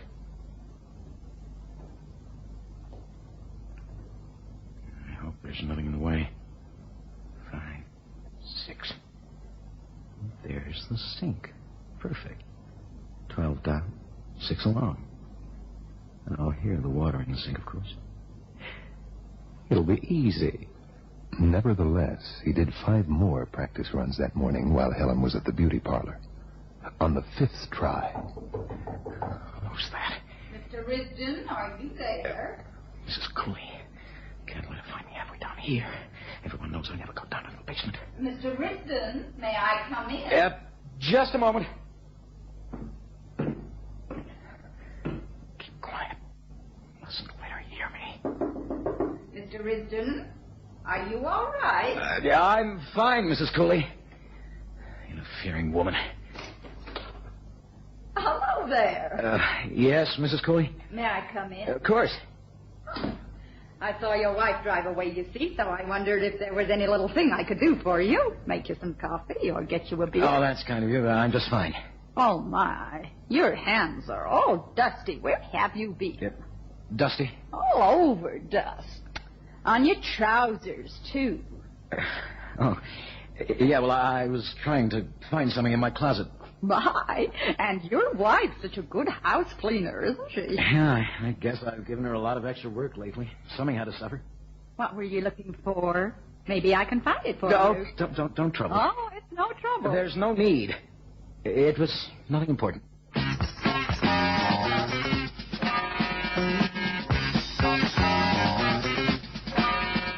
Dust? He hadn't taken that into account, had he? He'd never imagined that Helen would let dust accumulate in her spotless house. He'd have to take care that he changed his clothes after afterwards. He got rid of Mrs. Cooley and sat in the living room thinking of his future. A small apartment somewhere, he decided, in a smart area, naturally, with a valet to look after him. And freedom to do as I please. No smothering. No wife who doesn't want me, but won't let me go. Hello, darling. Hi, darling. You smell good. Armand's done a good job on me, though I say it myself. That beauty routine of yours is kind of a waste, wouldn't you think? Well, at least for me it is. I still have my pride, but that's hard for you to understand, I'm sure. What have you been doing? Sitting here. Mrs. Cooley looked in. Oh, that was kind, wasn't it? Very. She heard you drive off and wondered if there was anything she could do for me. I'm sorry it was only Mrs. Cooley. I'm not Nita Trowbridge, for Now, example. listen, Helen. I saw her downtown. Oh, yeah? With a man. She looked very happy. I'm delighted to hear it. Don't tell me you've finished with Nita. There are others. For you? Don't make me laugh. There's only me, darling, and don't you ever forget it. I don't. I'll always be here to look after you. Always? Always. That made him want to smile, but he controlled his reaction, aware that she was probably watching him closely. She'd done that before the accident. There was no reason to think she didn't still. But really, that word, always, if only she knew what he'd planned for her. On Wednesday of the following week, he sat waiting in the kitchen while she finished the dishes. He'd had several more rehearsals over the previous days, and he found that not only could he negotiate the steps down, 12 of them, and the steps to the sink, 6 of them, without any difficulty, but that he could do so silently. He was ready. Well, that's that. Would you like some more coffee, Vic? No, thanks. Are you warm enough with only that short-sleeve shirt on? Warm enough? Of course. Okay. Well, I got some things to do in the basement. Of course you do. What does that mean? You're forever doing things down there. Well, I like to keep things looking nice. Yeah, sure. Call me if you need anything, won't you? I'll manage. You can't manage without me, Vic. And don't you forget it. I'll soon manage without you, Helen, my sweet. Very soon.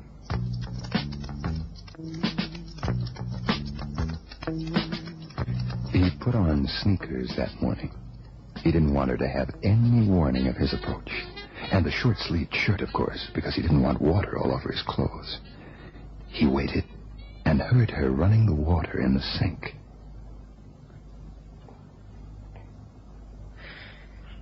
Okay. It's now or never. Here goes. Kitchen doorway. Door to the basement. Open, of course. 12 steps down. No noise. I'll wash and dry my hands afterwards so there won't be any dust. 10, 11, 12. At the bottom. Now 6 steps over to her. 3, 4, 5, 6. Struggle, Helen. Make it harder for yourself. Down into the water. Down.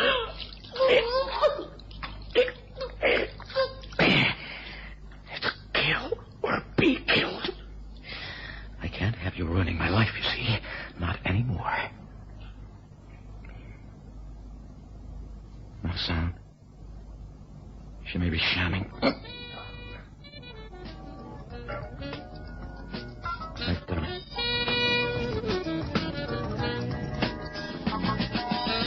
He held her under for a little longer just to make sure, then let go slowly. She remained doubled over the sink. He was trembling as he made his way back up the kitchen. He dried his bare arms on paper toweling. No water on me anywhere. No. Happened so neatly. No thrashing about. And it was only my forearms that actually got wet. Good. Now, I call Mrs. Cooley.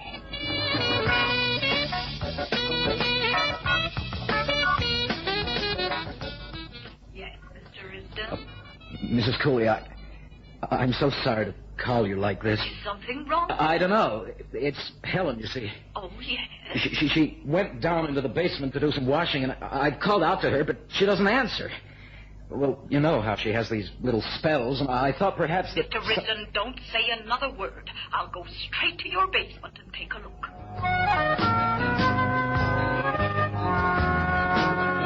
Well, Mrs. Cooley? It's horrible. But don't you worry, I'll call the police. Police? Should I come down? No, you stay up there, Mr. Wisdom. You'd never manage those stairs. I'll call the police.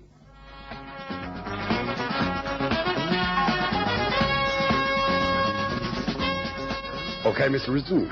I've been down there. Your wife's dead, of course. Dead? Tell me what happened. She went down to the basement. She spent a lot of time washing things down there. She had these fainting spells, high blood pressure, had them for years. I called to her, and when there wasn't any answer, I got worried and called the neighbor. The neighbor? Well, you see, I'm fine in this part of the house, but of course I don't go down those basement stairs. I wanted to after my accident. I hated being unable to go places. But Helen refused even to let me try. And you say Mrs. Risden went down to do some washing? Yeah.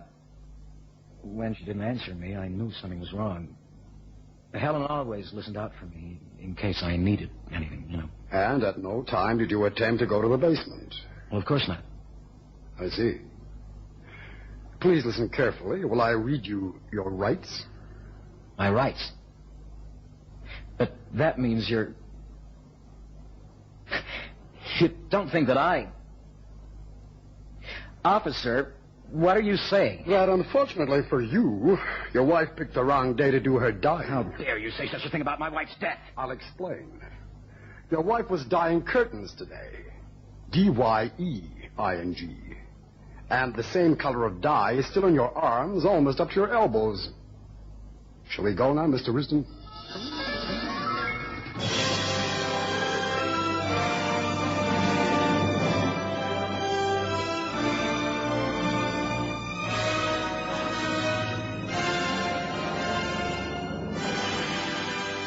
You have been listening to Drama International. Join us again next week at the same time for more Drama International.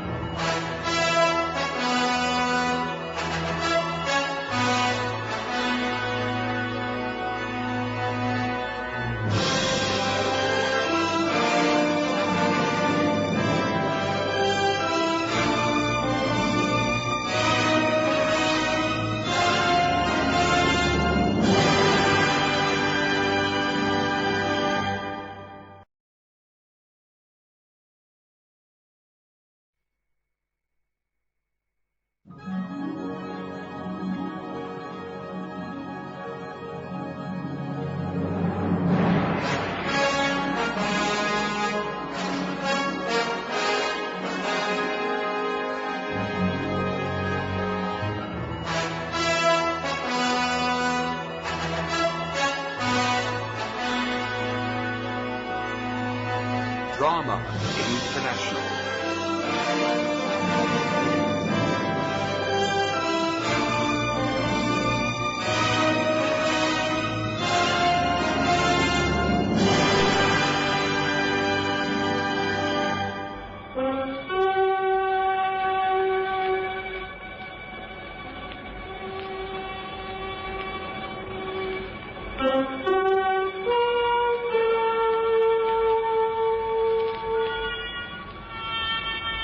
It is about Claire Mayo that we are concerned now. She is a puzzle in ways. No one has ever known her altogether. No one ever can. Deep within, there lives still another part, uncertain, unexplored. A Claire we shall try to reveal tonight. Occasionally, a gentleman is troubled by a feeling growing on him that Claire isn't where she seems to be, but off somewhere else. It would be wrong to upbraid her for this, wrong to find anything wanting in the kindness of her smile. For if it's a slow smile, it's a conscientious and unfailing one. As unfailing as the greeting that goes with it. And what can I do for you? That is a part of Claire, but not all of her. But first there's a place to see. A stretch of sand and ocean that's important to the story. We'll go there now.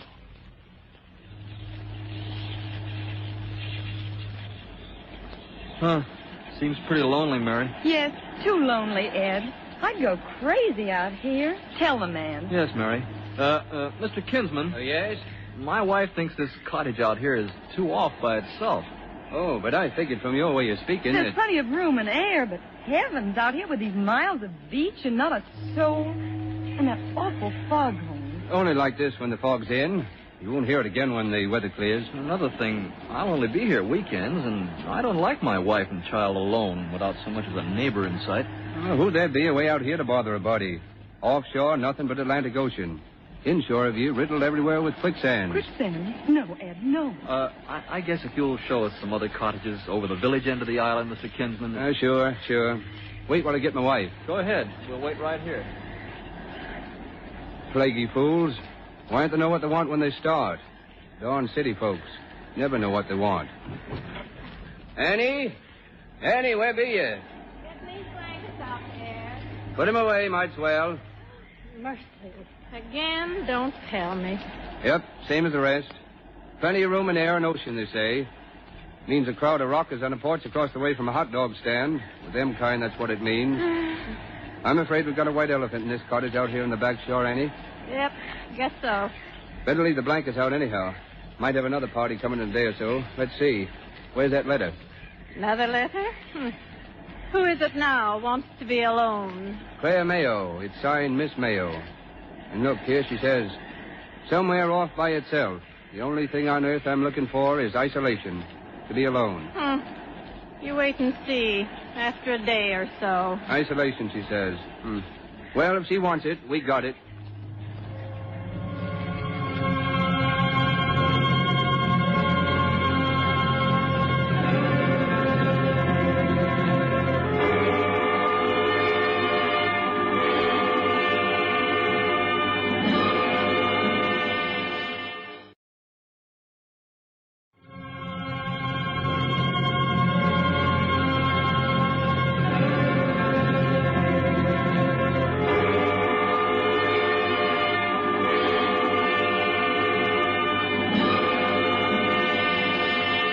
Hosiery, ladies' hosiery, just over here.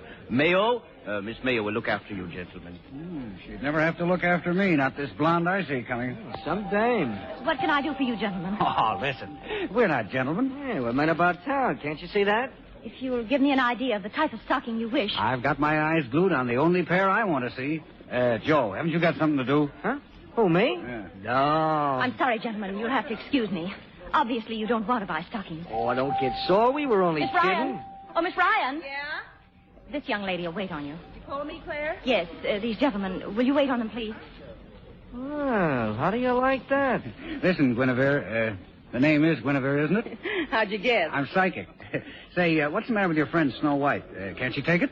Snow White? Yeah, you know Snow White. She just walked out on us. Oh, Claire. Oh, yeah, I ought to know her. I've worked with her for 10 years. Yeah? Hey, was she born snooty or has it just come over? Oh, she's all right. Just a little old-fashioned. What's she waiting for, Prince Charming? Yeah, that's it. A Prince Charming riding on a white horse. But I oughtn't talk like this. She's a swell girl and a good friend of mine. The only trouble with Claire... Oh, well. What price stockings do you want, 59 or 69? Oh, no, we want real silk. Oh, that's 2 counters down on your left there. Oh, Miss Edelbaum. She'll take care of you. Thanks. Say so long to Snow White. Oh, Miss Jones. Miss Jones, please. Oh, Mamie. Sometimes I get so mad at the way men behave I could scream. Snap out of it, Claire. Just try kidding them along once and see. That's about all anybody wants in life. It's about all they get anyway. Not me, Mamie. I'll have something better than that or I won't take anything. I'm going to get something else. Something better. Yeah. Not walking this aisle, you won't. I'm not walking this aisle anymore. My vacation starts tomorrow. And when I get back, I'm going into the buying department. For Pete's sake, a buyer doesn't need looks these days. Why don't you stick in ladies' dresses where looks pay? Well, you could have been head model by now. Because I won't be looked at the way they do at models. I'd rather be dead. Claire, you fool, it's the clothes, not you, that the women look at. But the men don't. And I intend to get somewhere, and I won't make any compromise either. I'm not built for it. I'm not, do you hear? You're not built for it is right. You're not built for living or loving or marriage either. You're built for trouble, pushing off every man the way you do. With the right man, that'd be different. You'll never know him when you see him, Claire, waiting through your whole life be a prince and a white horse. You're a fool, Claire. Please, Mamie. Look, Claire, you know what? You ought to kiss a man sometime. Oh, please. I mean, a nice guy. Listen, Claire. This vacation, why don't you go someplace that's exciting? Exciting. It's so exciting I can hardly wait. Yeah? Not a soul for 50 miles. Hardly a house. Just sand and ocean. Miles of it. All to myself. At Nantucket. Nantucket? Uh-huh. I say, that's right across from Martha's Vineyard where I'm going. But I don't see what you mean, Mamie. Mean? I mean, I'm going to stop off with you, have a look at this shack of yours, and help you get settled the first day. But I took this place to be alone. Not that I don't appreciate... Stupid, I won't be there long enough to spoil your fun. You'll be alone. You'll be alone plenty. I don't see what you can do to help. Neither do I, but maybe I can dig up a beachcomber for you. You know, those beachcombers.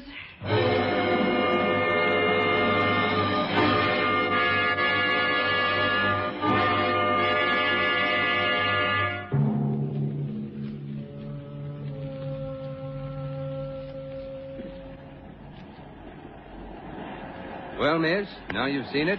Don't make you feel timid, I hope. No, it's just exactly the way you wrote me it was, Mr. Kinsman. Good. What do you think of the place, Mamie? I think it's a dump. Well, I ain't saying it's fancy. No, it's just the way I wanted it. And the ocean. I've never seen surf on the open ocean before.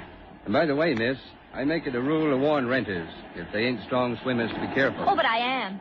One thing I'll never be afraid of, and that's water. I was brought up on the lakes. Lakes, I just wanted to warn you, though. There's apt to be an undertow certain times of the tide. To tell you the truth, ladies, I am kind of relieved there's going to be two of you. No, Miss Ryan here, she's leaving this afternoon. Leaving? But there ain't no boat back to the mainland, not after 2. But there's a ferry over to Martha's Vineyard at 5:30, isn't there? Yes, ma'am, there is. 6 miles. I'll come back for you. Don't usually do no taxi business. Cost you $2 if you don't mind. Oh, no, that's okay. Worth $2 to get away from here, I'd say. What time you call back? Around 5. Well, I'll be going now. And my wife, she's unpacked your things up to the bedroom, Miss Mayo, and left out some blankets. Thank you. And here's your groceries. And that there tank, that's water. For drinking? Drinking and washing, too. Oh. I'll fill her up again a day or two. And I meant to tell you, miss. That pond you see out back inshore, don't set foot inside the barbed wire that's around it. Why, what's the matter with the pond? Nothing but quicksands. Take you right down through to China. Quicksands? Oh. Well, thanks for all you've done, Mr. Kinsman. Well, that's all right, miss. I'll be back around 5. Time to catch the boat. Okay. Well, I don't mind saying that I'll be glad to leave here. Why, Mamie, what's the matter? It's just like I told you. Well, it's so much like it gives me the creeps. What have you got, I ask you? An undertow on the front end and quicksand on the back. To think of spending a night here. Woo. Well, it's my shack, and I'm staying in it. Oh, here, let's put these things in the icebox. Okay. Yeah. Hand me the milk. There. Here, and you better put these cans in, too. Oh, There's room yes. there. There. Now, what do you say for a swim, Mamie? For Pete's sake, I forgot all about it. What with nothing here but the ocean. Where's the suit? Oh, they're upstairs. Here, it's this way. Don't bump your head. No, I won't. Well, now, ain't this some bedroom? Gee whiz, it might be one of them staterooms on the Queen Mary. Except for that hole in the floor there. Hey, what in the world are you doing, Claire? Pulling the shade down. You really are the sappiest dame I ever saw. Pulling the shade down. With nothing to look at your fair body but a couple of sand fleas that don't care anyhow. All right, all right. Oh, gosh, Claire. Better let in a little of God's sunshine and get into your suit, you sap. What are you staring at? What do you see? Mamie, look, out there on the beach. There is somebody. Sure enough, a real person? But Mr. Kinsman promised me that there We'll wouldn't... just have to forgive Mr. Kinsman, Claire. Oh, well, the person on the beach is a man, and a young one. And from here, I'd say very nice looking, too. Looks like some sort of a college fella, I'd say. What's he doing? Well, he seems to be walking down the beach. Sure, you see way down there below him? There's smoke. Some people having a picnic, I bet, and he's just looking for driftwood. Come on, baby. Maybe this is your Prince Charming. Oh, no. We can't go out now. It mightn't be safe. Well, who'd want to be safe with a guy like that? Come on, you dope. Well, all right.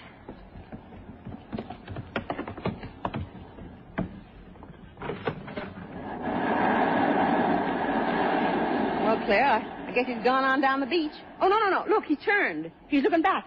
I'm going to wave to him. Yoo-hoo! Mamie, don't be such another fool. See? You see there, he just waved back, and he's gone on down to his picnic and picking up driftwood, just like I said. He's got a nice way of walking. A swell figure, too. Well, you forget about him. He's gone, hasn't he? Oh, isn't it grand here? Nothing but the soft wind blowing on us, and the sharp grass stinging your ankles, warm sand everywhere. I feel like I'd like to spread my arms and fly. Maybe you ought to jump in the ocean and cool off. I'm going in.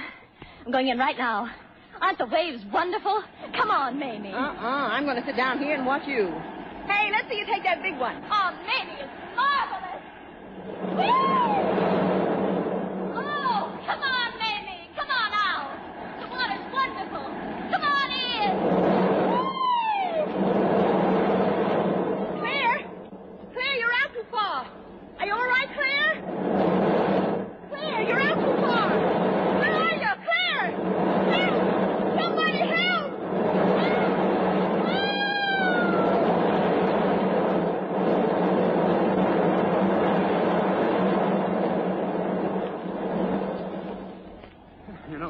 You know, it's darn lucky I heard you. She was about through. Now, there, see. See, she's breathing better now. Is she going to be all right? Sure, she'll come around in a minute. Just swallow the lad. Open your eyes, miss. Miss Mayo, her name is. Open your eyes, Miss Mayo. Come on, it's all right now. I think her eyelids are moving a little, see? Oh, you a friend of hers? Yeah, we work in the same place. Hey, look, she is better, isn't she? Hey, Claire, it's me, Mamie. You're okay, baby. You just took an awful mouthful, though. Is it all right now? Sure, it's all right, honey. Come on, open your eyes. Mamie, You're the man with the driftwood. Yeah, and I had to drop it all on the beach. Now, you had a close one, all right. Do you feel better? Don't. Stop that. Take your hand off me. Claire, it's all right. He just wants to feel your pulse. Take your hands off me. Don't touch me. What are you trying to do? Why, what do you mean? I was only trying... If you think for a minute that you can... Please, it's all right. Like all the rest of them. Him, too. Every last one of them. Leave me alone. I'm all right now. Holy smoke. I was only trying to see how your pulse was doing. I thought... What did you think? Holy smoke, of all the thankless... Claire, don't talk this way. He came running all the way back. Wait a minute. Listen, please. I'm sorry. What a sucker I am. Well, you act like you never knew anything but bums. So long, sister. Oh, please. What's the matter with me? Mamie, please don't let him go. I didn't mean it. Please call him back. Oh, I've been such a fool. He's gone now, Claire. That's a terrible way to thank a person. Oh, but you didn't know. You couldn't tell. And you're all right now, and that's all that matters. Oh, I'm sorry. I'm so sorry, baby. You think he might come back? Maybe. Maybe will. No. But you don't deserve it, you sick-headed fool, you. Oh, gee, I'm sorry, honest kid. I didn't really mean to say that. He'll probably come by this way again. No, he won't. Listen, honey, you just lie here and take it easy for an hour or so. I'll go up to the shack and get some lunch started. How would you like some hamburgers and coffee, huh? You'll be okay with a little coffee. All right. All right, maybe. I'll come up by and by. Just call me. That's the girl. You stay here. Won't take me long, kid.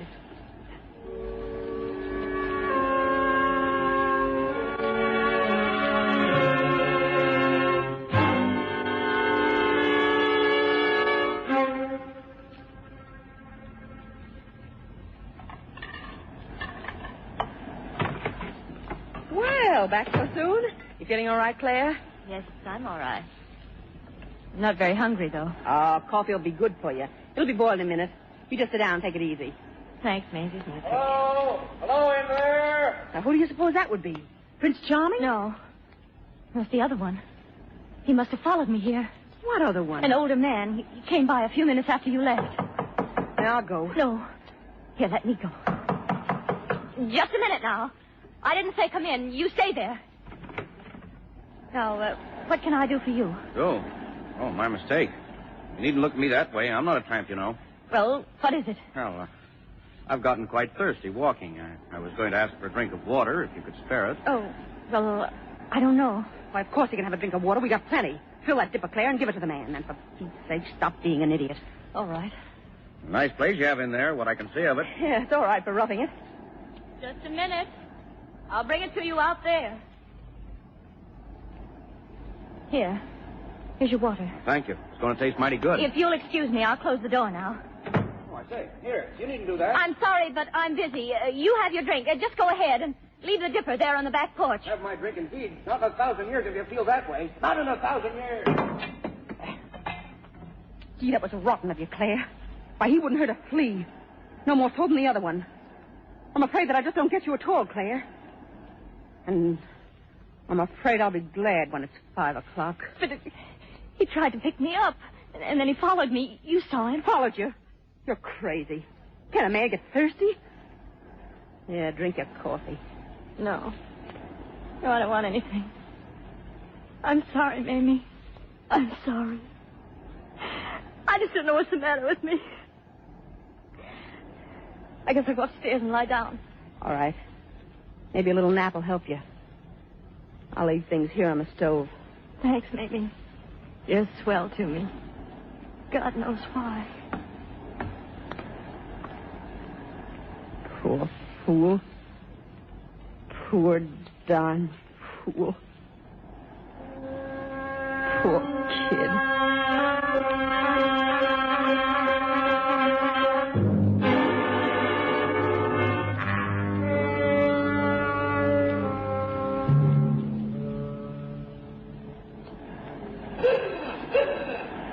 Hi there. Anybody home? Yeah, I'm here. Come on in, Mr. Kinsman. The door's not locked. You all ready, miss? We ain't much time before the ferry leaves. Yeah, I'm all ready. I just want to leave a note for Claire. Leave a note? Ain't the other lady here? Yeah, but she's taking a nap upstairs. I thought I'd just beat it and let her sleep. Well, the fact is, miss, thought somebody ought to tell her. Tell her what? Gonna blow a bad storm by the look of things. I was just gonna tell her better stay out of the water for a day or two. Oh, well, I guess then I better call her. Hey, Claire! Claire! Huh? Yeah, wake up. What? Somebody wants to tell you something. Well, you mean there's somebody down there with you?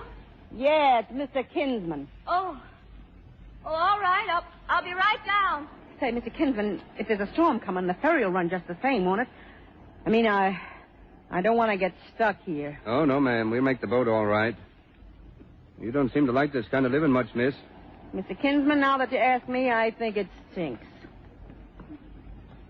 Hello, Mamie. Why didn't you wake me before? Hello, Mr. Kinsman. How do you do, miss? You came over to take Mamie? Yes. He wants to tell you about the storm, Claire. It seems they got a storm. A storm?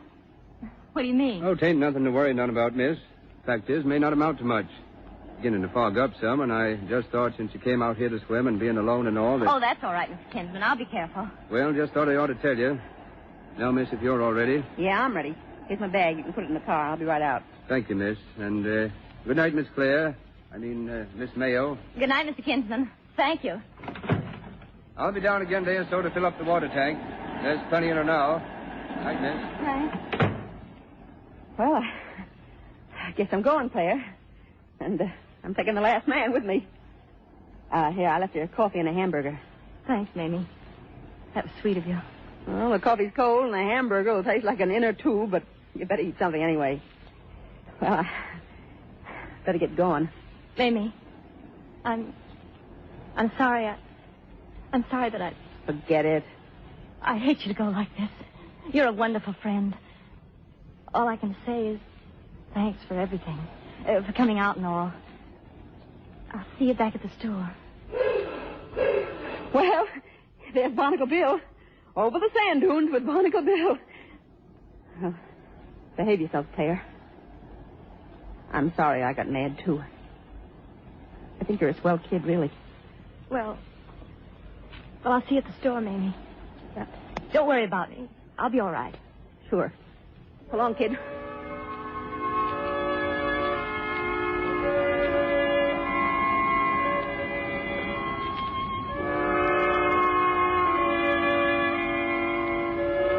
Claire is in bed now. Twice she has risen to adjust the window, and wants to run downstairs to be sure the doors were bolted. Outside, the surf talks, and in those moments when the wind is down, she feels the gathering presence of an outside force. Perhaps it is the storm personifying, or the voice of moving atmospheres.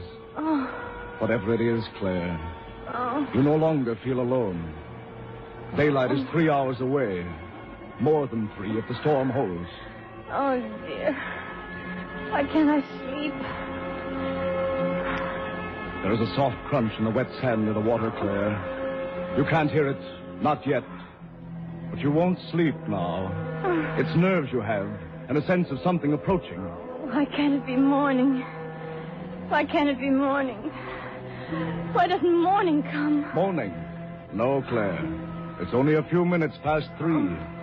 There is a shuffling in the grass stems now, and a movement toward the house. Oh, why did I do this? Why didn't Mamie stay? I'm afraid. I'm afraid. And if you look down to the right with the back of the porch, your nerves will begin to crack.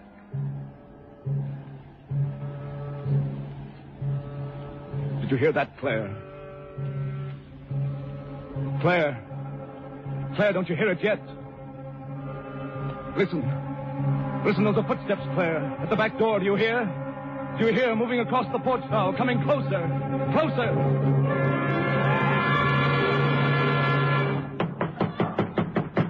What's that? There is someone. At the back. What'll I do? I'm all alone. It's here. It's here. I'll have to get down. He'll break in. Who's there? What do you want? What? What did you say? Who are you? Go away. You go away from here. I know you. Water! I should say not. Not in a million years. I know all that. A little drink of water. You listen to me, you old thing. I hate you. And all of them like you. I detest and despise you. I wouldn't give you a drink if you were dying in the Sahara. Now you go away. Go on away. I know you. I know you now. You go away with that gag about water. You beat it. You hear me? Stop that. Stop it. You get away from there. Stop it. Get away from there.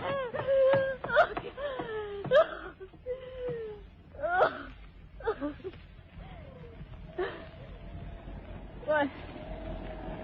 Oh, he's gone down. He's fallen down, I think. That's what's happened. Oh, thank God. Thank God. I'm the one who's down. The filthy old drunk. I've got a right to keep myself. I won't be hurt, not by anybody. I don't care. I don't care. I don't care.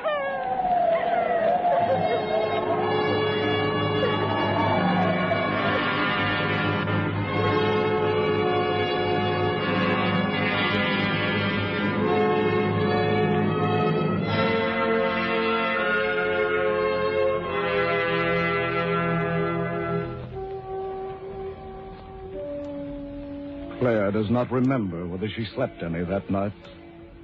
Somehow the hours passed. Somehow morning did come. What? What's that? Oh, it's morning.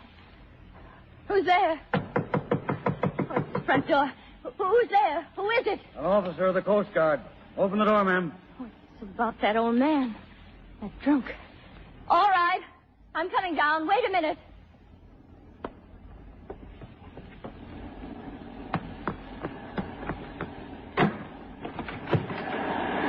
Hardly awake.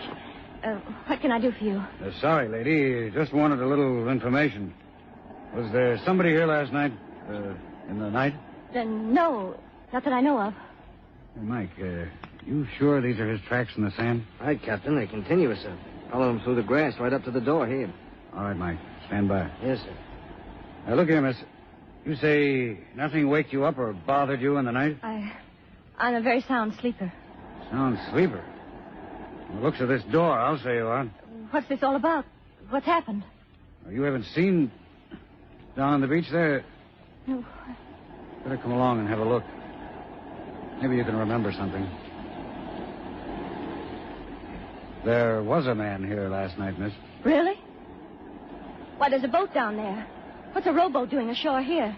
It's a dory. Come in off the Outer Banks, I guess. But why here? First land he came to, I suppose, when the fog cut him adrift from a schooner. Oh. Can't tell how many days or weeks he'd been drifting. I wouldn't look too close, miss. But there's a man lying on the sand there. What's the matter with him? Sea water, ma'am. Salt water. That's the pity of it. He's not... He's dead, miss. Oh, no. Dead? Why are you looking at me like that? Why is that dead man making that horrible face at me? Sticking out that black tongue at me? Must he do that? Good Lord, ma'am. You never seen thirst?